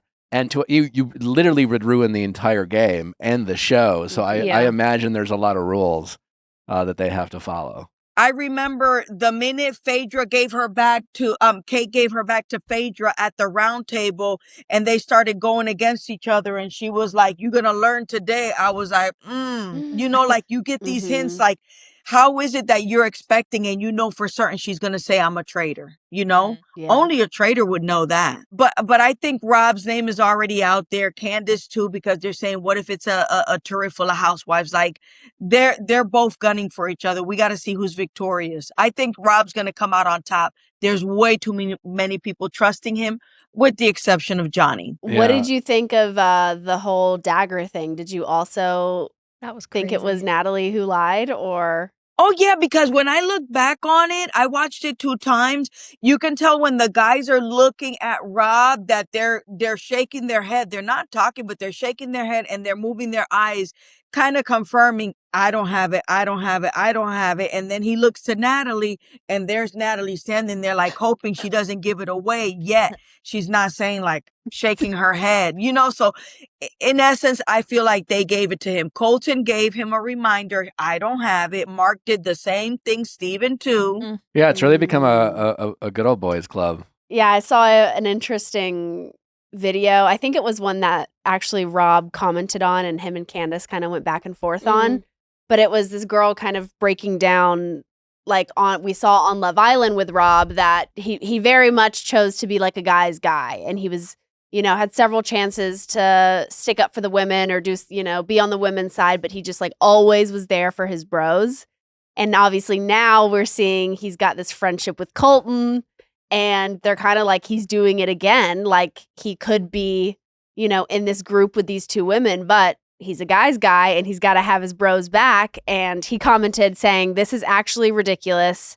Candace said, "Is it?" He said, "It's a game, Candace." And she ended it with, "Grow up, Robbie Bobby. Gaslighting ages you." I'm curious, Sandra, what you think about this. As someone who is a gamer, right? You Survivor. Over the past couple weeks, it seems like the audience has gotten a little more toxic. Even Peacock, PR issued a statement about, online bullying and things like that. But are you just kind of used to fans watching it and forgetting it's a game and taking things personally? But like, it does seem a little. I can't help but wonder if, like, Candace being a housewife, she's just like, this is how we roll and this is how we engage each other online and we talk our shit, and it's a reality TV show, but like we keep the momentum going. And Rob's just like, I thought I'm playing a literal game, and why is Candace coming at me online in the way that she is? I can see why could be a lot of confusion, but I'm curious from your standpoint, Sandra, someone who is a legit gamer, who's been involved in shows like these where you have to quote unquote stab someone in the back. What do you expect, or how do you think audiences should respond, and how does someone like you deal with an audience reaction that feels a little intense? Well, a lot of times with the audience, like they're seeing it from home. We were there, like let's say for instance in the castle. I'm not going to hear every conversation and see everything that happened. That's why you rely so much on other people to let you know what they heard and what they said. And then the audience, for example, with me, I said in one of the episodes, like, it doesn't matter. A lot of the faithfuls will have to go home before we even probably catch a traitor. But then the fans at home are saying like, no, your job there is simply to find the traitor. Well, I'm trying to survive this game as well and get to the end. But when it comes to the fans, they're really passionate. And also, yes, there was a lot of things said by Peacock about be careful and bullying this, that, and the third. But they have to remember, too, that Colton, for the first 2 episodes or 3 episodes, is sitting there saying whatever he wants to say. And there's no repercussions. For example, he wrote, I can press people and see how uncomfortable they get. And if I miss my shot, I'll just shoot again. Okay, so why can't he just say and do whatever he wants?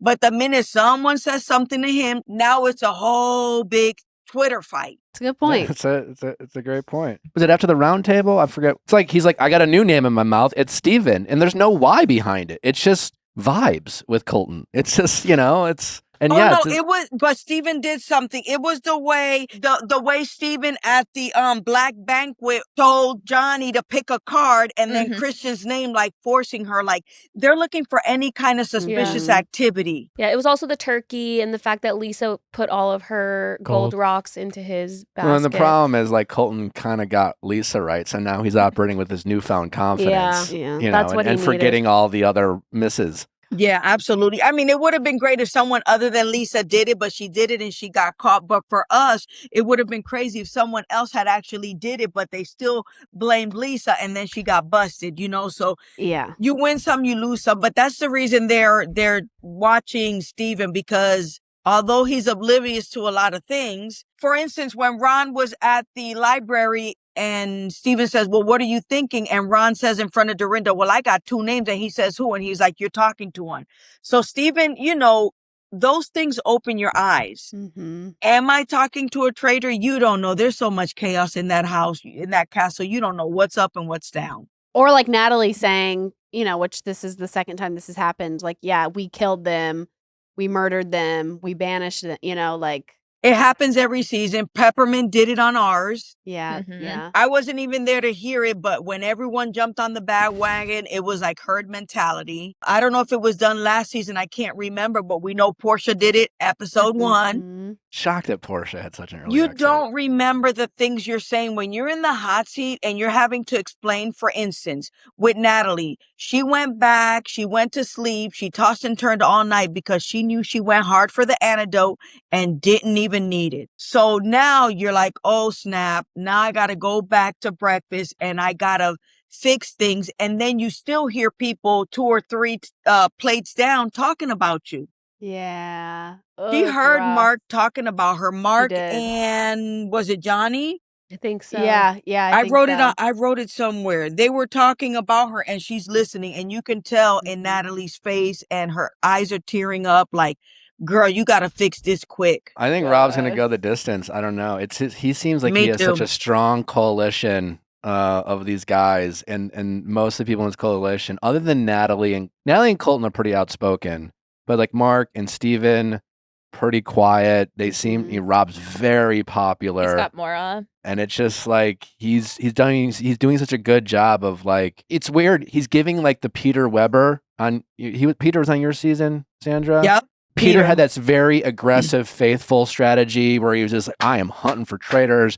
I am faithful. And it was like, it was hard not to believe that he was a traitor. And it worked in my favor, especially them shutting the door and saying, well, can you give us a minute? Like, why do we have to give 5 people a minute to chat about what? Traitor. Yeah.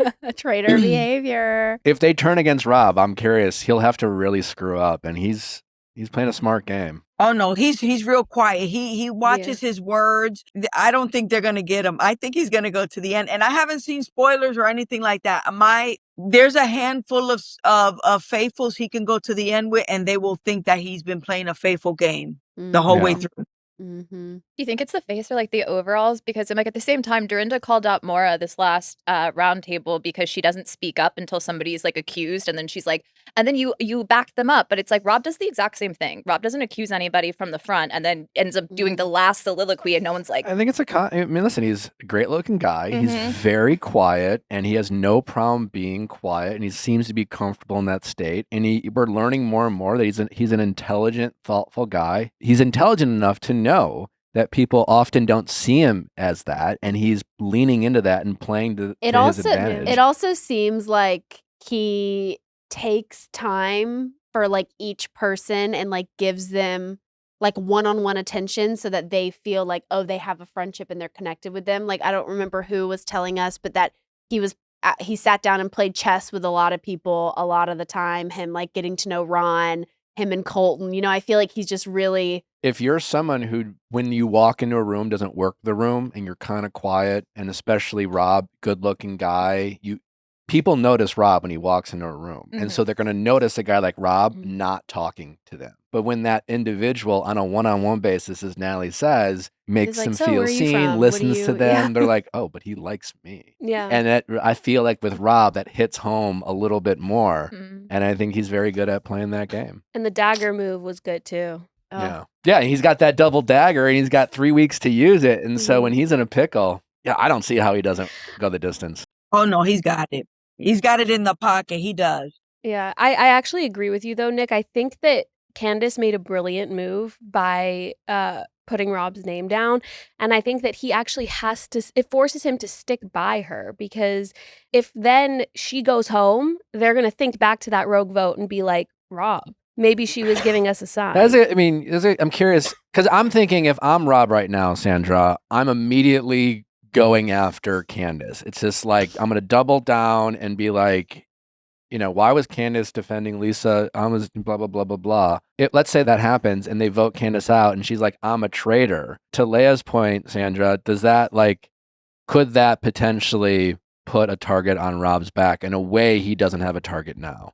Yes, especially if she keeps writing down his name. But also he can simply just say, like, the housewives stick together. I would go to Candace and I would say, listen, water under the bridge. Let's move forward. Yeah. You knew her name was out there. You were trying to save her. There was no saving her. They were out for blood. Somebody had to go. Somebody had to be given up. She was already out there. But Candace can say, well, housewives never write each other's names down, whatever. That's that philosophy. Now they're going to have to work together, because I would say, listen, I won't say your name no more. You won't say mine. And let's win this thing together. But if she keeps on about it, then I would go after her, and then I'd take out Dorinda too. I'd murder Dorinda. I'd have him. If I was Rob, I would push to murder Dorinda, so that now Candace doesn't really have someone else. Like she's there with the housewives. I would take Dorinda from her. But then that goes against his turret full of housewives thing that he's trying to plant. No, because that can still, we still have her. Then we'd have to pick off between Natalie and Candace. It's easy to say, like, it's got to be Natalie because all the other gamers are gone and they were all faithful. And or maybe it's Candace and it was a turret full of housewives, which he already said, a turret full of housewives. Well, Sandra, this has been a lot of fun breaking this all down with you. It's great to get your insight on stuff like this with someone with, especially with your pedigree. Remind the audience of where they can follow you. Enjoy everything that you're doing, Sandra. Well, I'm on Instagram, Sassy SDT. That's pretty much where I'm at. Like, nobody's really on Facebook anymore, right? I'm not on Twitter. If you guys are following me on Twitter, that's the wrong account because I'm not on Twitter.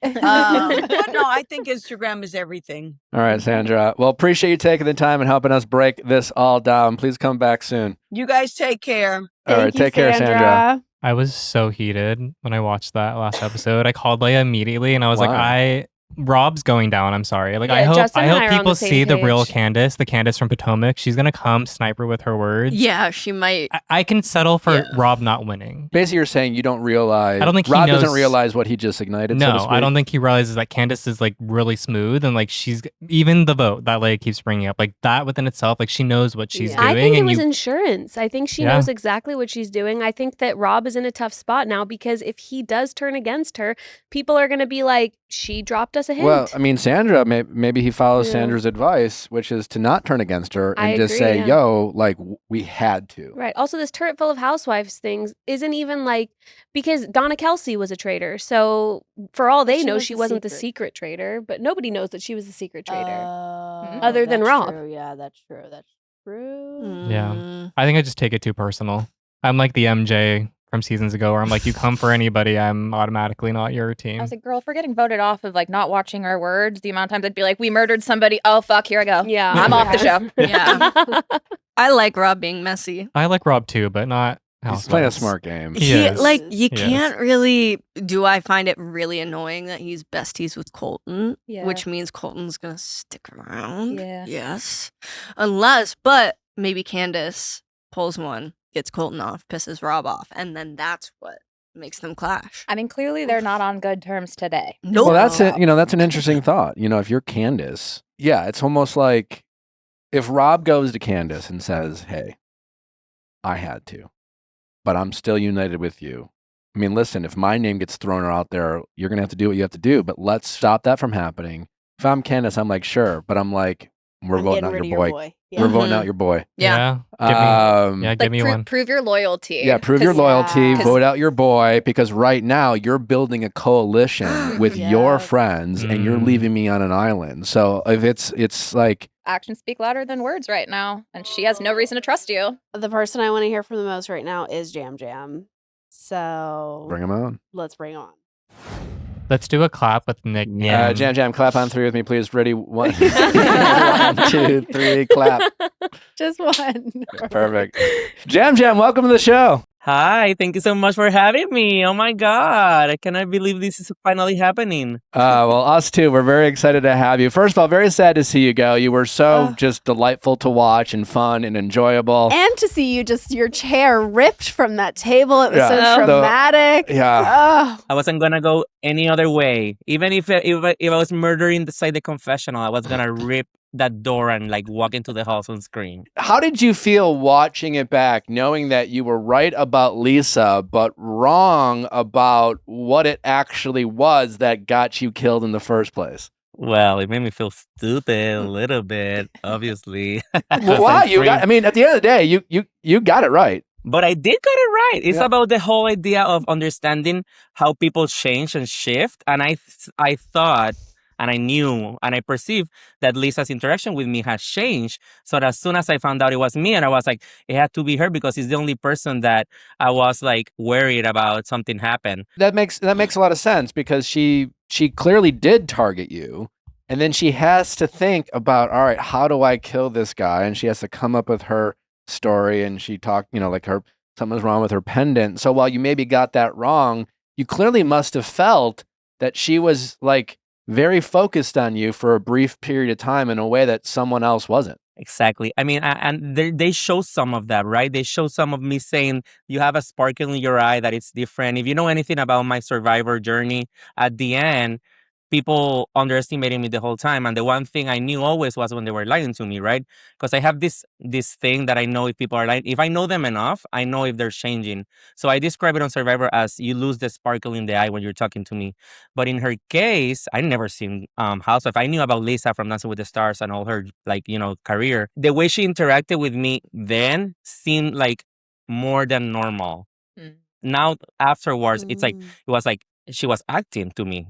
It was what was happening in her eyes. She was looking at me in a way that was this character of Lisa fucking Rina instead of the Lisa Rina that I have get to know in all these weeks and love. I saw a screen grab, and maybe it's fake news, but to me, it looked like you are the one who kissed Lisa on the cheek. I did. I know. Play this clip again of me saying I said she kissed me. But I know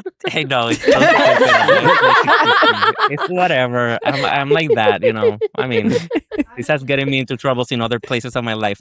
But wait a minute. I feel so stupid. I need to justify it. So here's the thing. I understood that the banquet was supposed to be a celebration of life. That's how I was described the banquet was to be. And me paranoid, I asked questions and it was like, no, don't worry, blah, blah, blah. I mean, I wasn't specific about the questions, but I should have known better that something was going to go down there, right? So when I saw everybody dressed up, because we haven't seen each other in the whole day, we're walking into the banquet hall and blah, blah, blah. And I was honestly really excited to see her because we kiki, we ride together in the cars. We always try to have fun. She was like my Caroline in the castle. Because people there were I felt like a lot of them were not authentic with me, but I felt like she was. So when I saw her, it was my natural oh my God, I can't believe I get to see your amazing dress. Bring it, give me a kiss. It's who I am. I connected with the kiss when Alan repeats the phrase because he says it twice. He said it, then he gives the potions, and then he said it again for a second take. And that's when I realized Alan said, the kiss of the curse repeats itself. That phrase was the one that freaked me out. But I already happened. They took the potions. Everybody has screamed. That's why I'm so quiet about it. Because at that point, everything was done. And I look at Mark and I say, she kissed me. Lisa kissed me. What do you mean she kissed you? What do you mean she kissed you? I was like, dude, it's a different kind of kiss. It was not the normal kiss like she always gives me in the mornings. But at that point, nobody believed me, so whatever. So what if she was like, oh my God, Jam Jam kissed me? Has she said that? No. I mean, she had a chance and she didn't, right?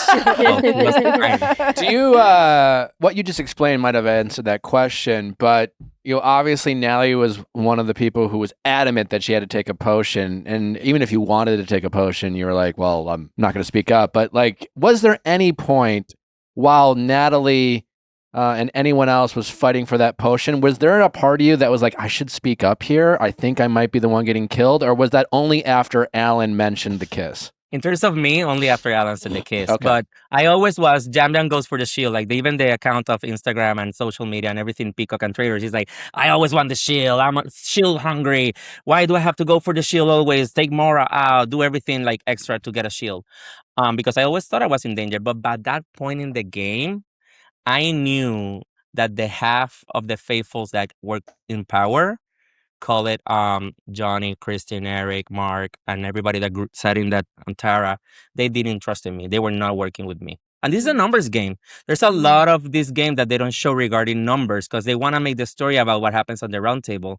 But for the first time, they finally show a little bit of strategy of this other group, which is funny because my half of the castle, we were doing this since day one.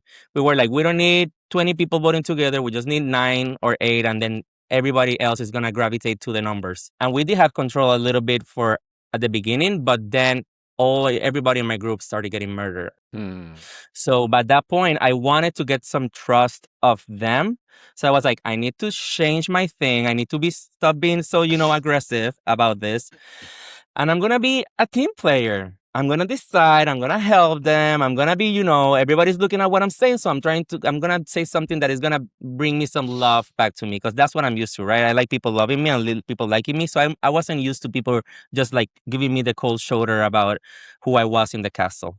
And that's why they show when I said to Johnny, grab it and give it to Kristen. Because at this point, these guys were standing there for 10 minutes and nobody was moving. And in my head, all I was thinking is this is basically like an idol on Survivor. If I just stand up and run and get it, who's going to stop me? And I go like, somebody needs to go get it. Why are they waiting so much? And because I knew what needed to be done, that's why I told to Johnny, give it to Kristen. Because Kristen was very outspoken. I needed Kristen to like me. I felt like Kristen was like the leader of the pack. And she was the one that told me what point, I don't think you're a traitor, but I just don't trust you. And it hurt me. It hurt me. Yeah. And I was like, I need this girl to like love me back. And that's why I was not that person. If you look back at it, I looked so stupid. I looked so quiet. I wasn't even having fun. I was like, whatever. These people hate me. Whatever. They think I'm an asshole. Whatever. They think I'm a traitor, but the traitors are not going to kill me because they think I'm a traitor. And the faithfuls are not going to kill me because they just want me because they want to banish me later. Whatever. So at that point, I was like, what can I do? And that's why I wasn't the person I was at the beginning. Well, who did you think was the best dressed at the banquet? Besides yourself, of course. Oh my God, Mara. Hello. Yeah. Yes. Mara with her like gold chest and plate and hat. Oh, Yeah. I remember it's funny because I remember at some point she was getting dressed and I go like behind her because I thought she was a traitor.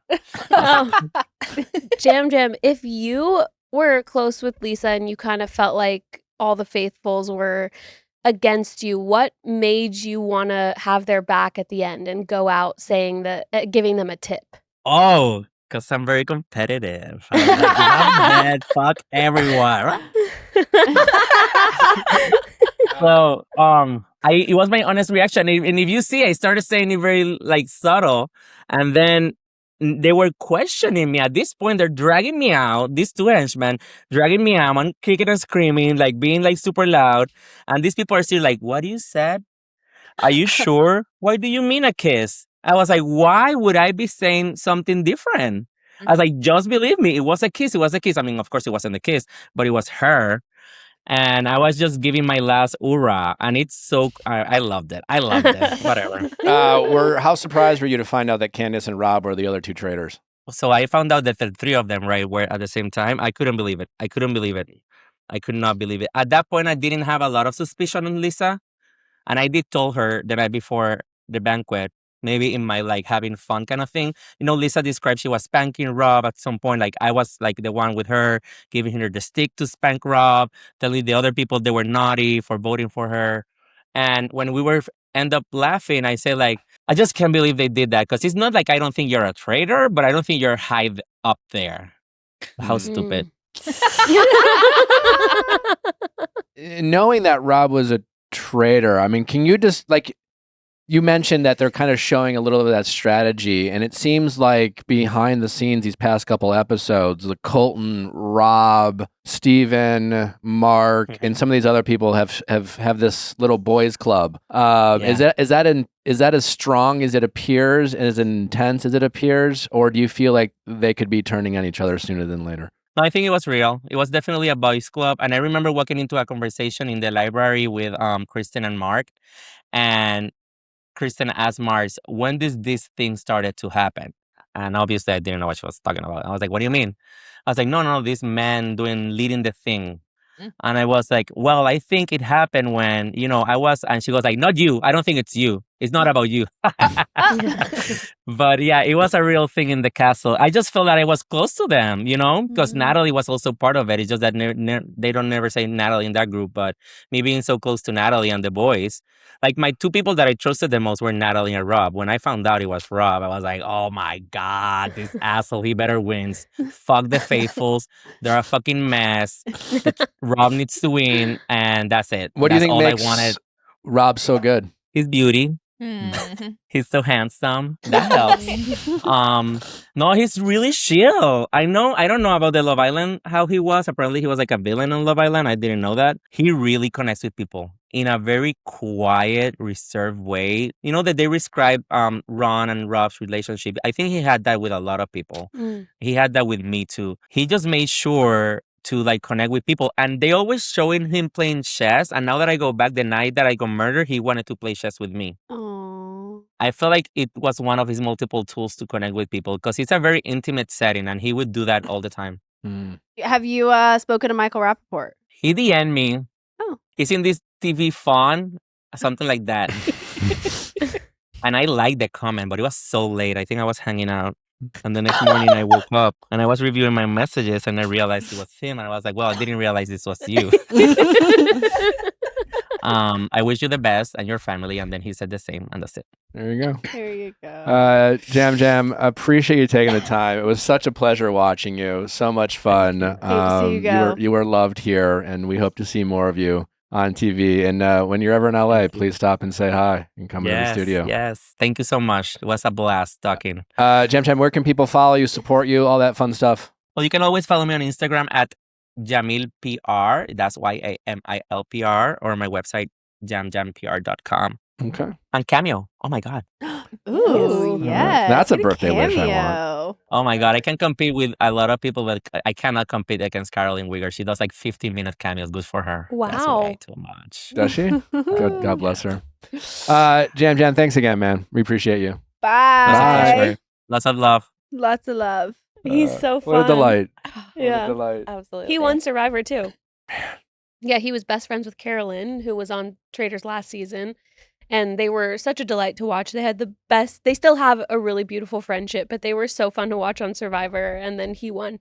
Okay. All right. Well, we have switching to Potomac.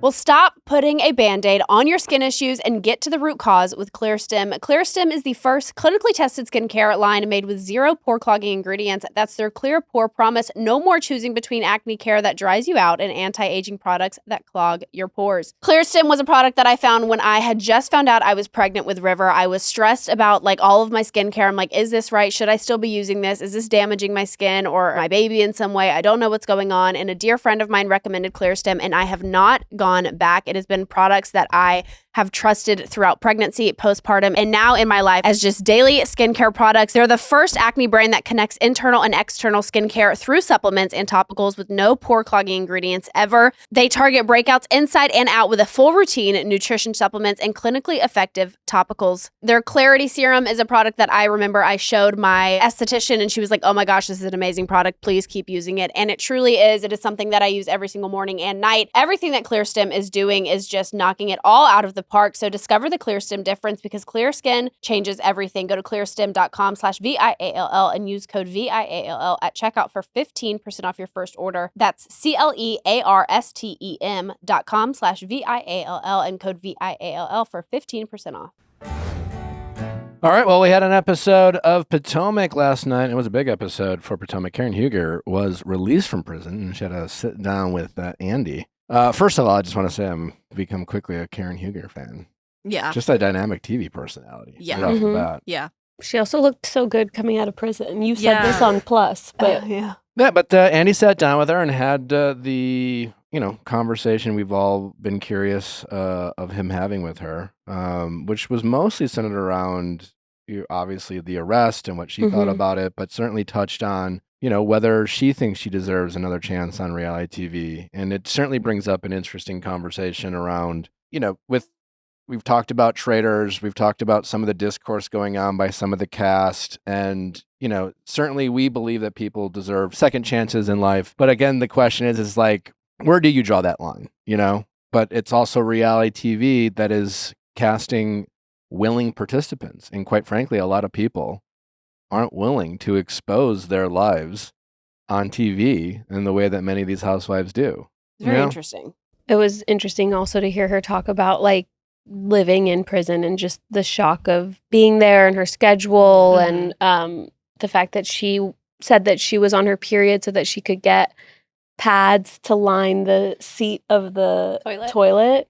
Karen as a mentor too, just to the younger girls. Like I feel like that was thought that was very beautiful, sweet. empowering like side of the perspective for her. I also appreciated Andy's style of interviewing in the sense that like it's a tough situation that she's talking about, and she obviously just came out of prison. I feel like he handled it very well, like delicately, but at the same time it was like, okay, like you being like, I don't have an issue with alcohol, and him being like, well, we've had 4 run-ins, like, you know what I mean? Like being very like, we can't say one thing without the other, which was kind of what I was worried about, where I was like, is it going to be kind of like a puff piece? She seemed to own it. She did. What was the saying? She considers herself, I don't know, this isn't exactly how she said it, so it's not verbatim, but she's just like someone who will always be in recovery, whether that's for like alcohol or prescription Which drugs. honestly, I kind of appreciate that answer. We talk about this all. I mean, like the way words have been buzzed up, so to Mhm. speak, or lost their meaning, or just how labels, get used against us and Yeah. weaponized against us. It almost sounds like a cliche, but I totally get it. Though, she just has to find a way to take that ownership that doesn't maybe feel so heavy and shameful the way, that word has maybe been used against people. And It makes sense. I appreciate because it's realistic. You know what I mean? Like she's not sitting here being like, "Oh, I'm a changed woman." Like, "Oh, like I would never make another mistake again." And I think that that's what the accountability is Yeah. for her being like, "Hey, like I've made mistakes, but I'm not going to sit here and say that I'm a perfect person or I'm a healed person, but I'm always in progression to getting there." You know, which we all are. Certainly seems like she was rested up for her appearance back on TV because the preview Yes. for the reunion was serving a Karen lot of... versus Wendy. Let's fucking go. She said, "The Grand Dame is back. This is my stage. That is the Grand Dame. Have y'all been staying in line? Because I've got things to say to you, and I cannot wait." And she looked phenomenal. Oh, it was also it was interesting watching Andy show her the clips from the previous reunion too, and being That we like, have- "What do you think of like what Ashley said or what she said?" And her being like, "Yeah, what Ashley said, that she can rest that one." Yeah. I think that wasn't true. There was a clip of them showing Wendy saying something to the effect of, and I'm paraphrasing, but like, when you're in the valley, you don't know what you're capable of, which I took as when times are bad Or desperate. which kind of sounds like an Confession. confession. Which I believe is why the Grand Dame is like, "Shut your mouth. Yeah. You talk too much, and that's your Yeah. problem." Yeah. You know what I mean? Because that's, I think, even Karen, Giselle tried to get her to say a couple of things when she was when she was originally released from being arrested on the last season. And she was like, "I'm not saying anything. Like, you keep trying to like get me to talk to you about things. That's for my lawyer. Yeah. I won't address anything." Well, what's the, anything could be used against you in the court of law. And And most especially- people aren't mic'd up with cameras recording. I was going to say, especially in Housewives. Yeah, and the court of law is no stranger to Bravo footage. Plus, I was going to say, Teresa Giudice, Erica Jane. I'm rewatching Jen Erica's first Shaw. season. Well, not only it's a confession, there's a motive there. The motive is times were bad. Yeah. I needed it. I was desperate. Right. It's like, You were oh, in the valley. you don't People do really- desperate things. Is in desperate next times. episode of Potomac reunion part Reunion? one? Part one, yeah. Wow. Okay. Let's get it. I have a feeling this reunion is going to go down in history. Let's get it. We also had an episode of The Real Housewives of Beverly Hills, and we have a rapid recap if you missed it. Erica and Rachel Zoe are not fucking with Amanda because she reminds them of an airline attendant from the 60s. Kyle Richards wears a pair of jorts with a blazer, which could mean nothing, but she also doesn't think Dorit meant to disrespect Amanda's son by getting mad at her for shit talking. And then she threw a stray by comparing Amanda to Crystal, reference that is uncalled for and unsportsmanlike conduct on the play. Justice for Crystal. Bose invites her childhood friend Summer to hang out and talk about the divorce with Dorit and Kyle, but then Mo shows up right as Dorit asks Kyle if there's a chance they would ever get back together. This is the diva that loves a chaotic cameo. Also, apparently Amanda was in a cult, question mark, which could explain a lot, actually. Needless to say, the girls are intrigued. Also, Rachel Zoe filed for divorce from her husband and does not want spousal support. Kyle gets emotional seeing the old house for the first time because she misses her old life. In dinner for Erica and Dorit's birthday, Amanda said she was verbally accosted by Dorit. How will she react to that? We'll find out next week. I love how she said accosted and then was like, wait, let me Google and make sure that is the word. Well, did you Bose called that out, yeah. Kyle Richards comparing Amanda to Crystal? Yeah, what was that stray? That Yeah, I was Crystal like, wait a Minkoff minute, called? not too much of my girl the now. specific reference is that when Crystal was on the show, because she has such a good like vernacular and vocabulary, and she knows definitions, she would cite words with definitions. So Crystal reposted it too, being like, apparently college isn't for everybody. Was that the exact Yeah. I love her. Yeah. Honestly, good for Crystal too. She hasn't been on the show for years, and these women love to bring her up every season. She's always on their minds. Mhm. Yeah. Oh, she had like corrected some vocabulary. That would have been really fun too. Rachel Zoe not wanting spousal support is giving. I make so much more money than him, Literally. and I don't want to pay spousal support. Whatever else I don't have to communicate with this person Yeah. for, please. But imagine her being like, oh, I'll meet your friends. And then it's like, this is, you hear Kyle's story and then Dorit's story. And then Mauricio shows up. What a dramatic dinner for this summer. I definitely felt for Kyle when she was taking the two of Amanda's house, and then Mauricio is just kind of like, Why are you emotional? No, first of all, I have an issue immediately with the way that they did the tour, right? And then she's like, Amanda's like, I'm going to go put the babies to bed. Like, which is also kind of weird. We're like, I know we're filming a show and you guys are going to do a scene, but it's just sit like here and wait for me to be done. Like, okay, I guess. How long And is she's your like, bedtime? okay, 5 sure. minutes? And then her husband is like, oh, do you want some water? Like, do you want ice in it or whatever? And Mauricio, instead of going to sit with Kyle to be like, oh my gosh, like a moment of private time while he's getting the drink, Amanda's upstairs to be like, how crazy is this to be in this house? He walks with the husband into the pantry to get the water. He also just walked in the house though, so isn't that just like don't Yeah. immediately like leave the? I don't know. I don't know. The host. Justin really, really gagged me. I did call Mary because I was watching the scene, and in this scene, she's like, "Yeah, we've raised like beautiful daughters in this house," and then he goes, "And now you're marrying one." And I called know. Mary, and I was like, "Oh my god!" They just literally admitted. So newsflash, I've learned that you can say you're marrying someone. It doesn't mean like you actually are marrying the girl. It means like- you're marrying one of your girls. like marrying off one of your daughters. Yes. Yes. And then Anyway, so we're walking to go Justin. get drinks, and I get a call, missed call 911 from call Justin, from and a Mary, I'm gagged. Call me right now. And I was like, what is going on? And then I call him and he goes, did you watch Beverly Hills? And I was like, yeah. And I was like, what the hell are you talking about? I misunderstood. Yeah. I was like, and also not engaged. But she did wear jorts. When Rachel rolled her eyes about the matcha order, and then said she gives 1960s Pan Am airline attendant, I was like, tell me you don't fuck with somebody in the nicest way. Every time they flash back to that car ride where she's on the phone in the middle seat, I'm cringing. I'm like, this is my hell. Mm-hmm.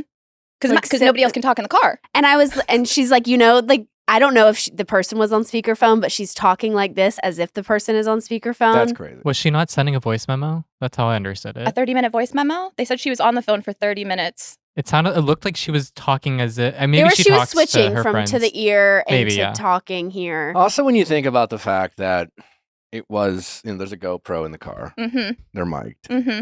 So they're doing a scene. And so you're sitting next to Rachel Zoe and Erica Jane, who also are very busy businesswomen. But I don't doubt that Amanda's very good at business, right? And she's clearly doing well and has money. But any legitimate conversation that is important to your business, you don't have sitting on bitch in the camera. back seat. Yeah. Sitting bitch in the back seat on camera. You say, hey, guys, I'll call Yeah. you when I get out of the car. Yeah. When I'm alone in my hotel room. Yeah, you don't even say it on speaker. Some people just say, hey, can't talk right now. We'll call you in 20. Yeah. We could hit a custom message. When Also she was like, heard- I paid for that house. That was Oof. that was much. And especially That was for Rachel, so who's also in the middle of getting divorced, and she's just like, why was that necessary? Like, you know what I mean? Like, it was just it's a hit to your husband. I haven't even met your husband yet, and it's just I don't know. Like, it just felt weird. Like, why throw him under the bus for no reason? Not her telling Kyle that her jean shorts are really in right now. I was like, why would you say that to someone? Like, oh wow, your longer shorts, they're really in right now. It's like, okay. It's giving, oh, you have a ghostwriter? I wrote my own book. She's just a walking soundbite of oh. I mean, I am enjoying her. I love Amanda too. I love her too. I did see a We are, but tweet- they are not. I did see a tweet that said Amanda's like the first AI housewife. Aw. Which I thought it made me laugh, but I also felt aw. Justin, did you notice that Rachel Zoe gives compliments like you do?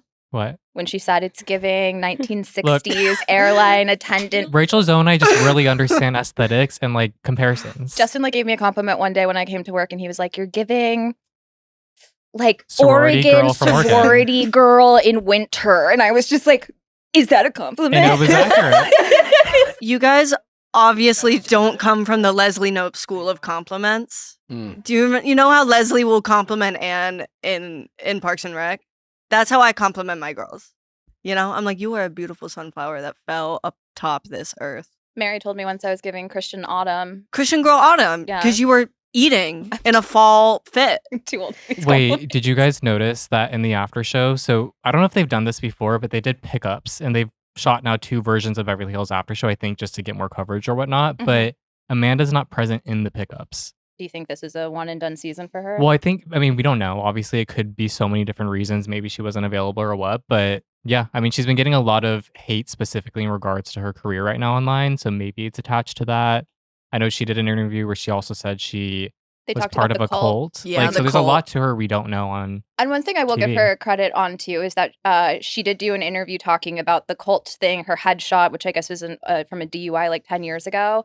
But she was very much like, I owned that. She said that she wrote the original, the article about her being in a cult was from her blog that she started. And it's the first post on her blog. So she's kind of like, these women are acting like they're finding out secrets about me, but like, I posted that. Like, I'm the one who's put that out there. So that's one thing I will give her credit on, is that she's claiming that there's no skeletons in her closet because Also, I mean, sometimes people get caught up in the wrong group and leave. And also, was it her saying, like, I'm in a cult, like, She was part of a religion Religious. that she compares to a lot of cult-like practices. that's what basically that was she kind of my said. point. Where Yeah. it's just like, is she calling it a cult after like kind of being awoken to the what it was? It's retrospective from her experience, is Okay. what she's saying. But I can see where the eyebrow raises to like independent coaching with no credentials from like being in a cult, because it's kind of like you come up with this rhetoric or like steps to take. So it's like, I can see why there's eyebrow raises. And then I think back to the lunch with Dorit where Bose is like, what are some like steps or advice you can give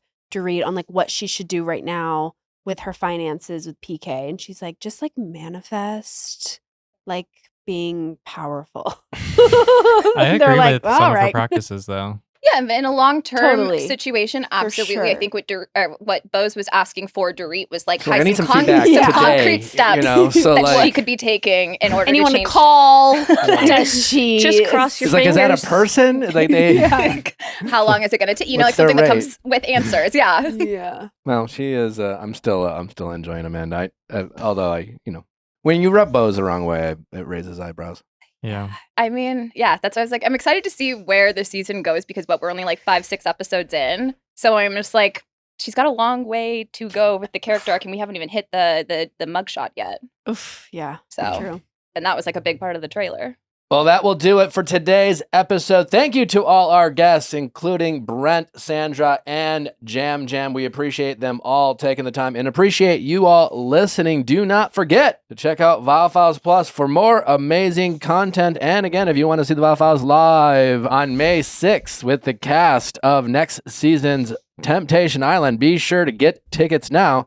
They won't last long. We will see you back on Thursday. Bye-bye.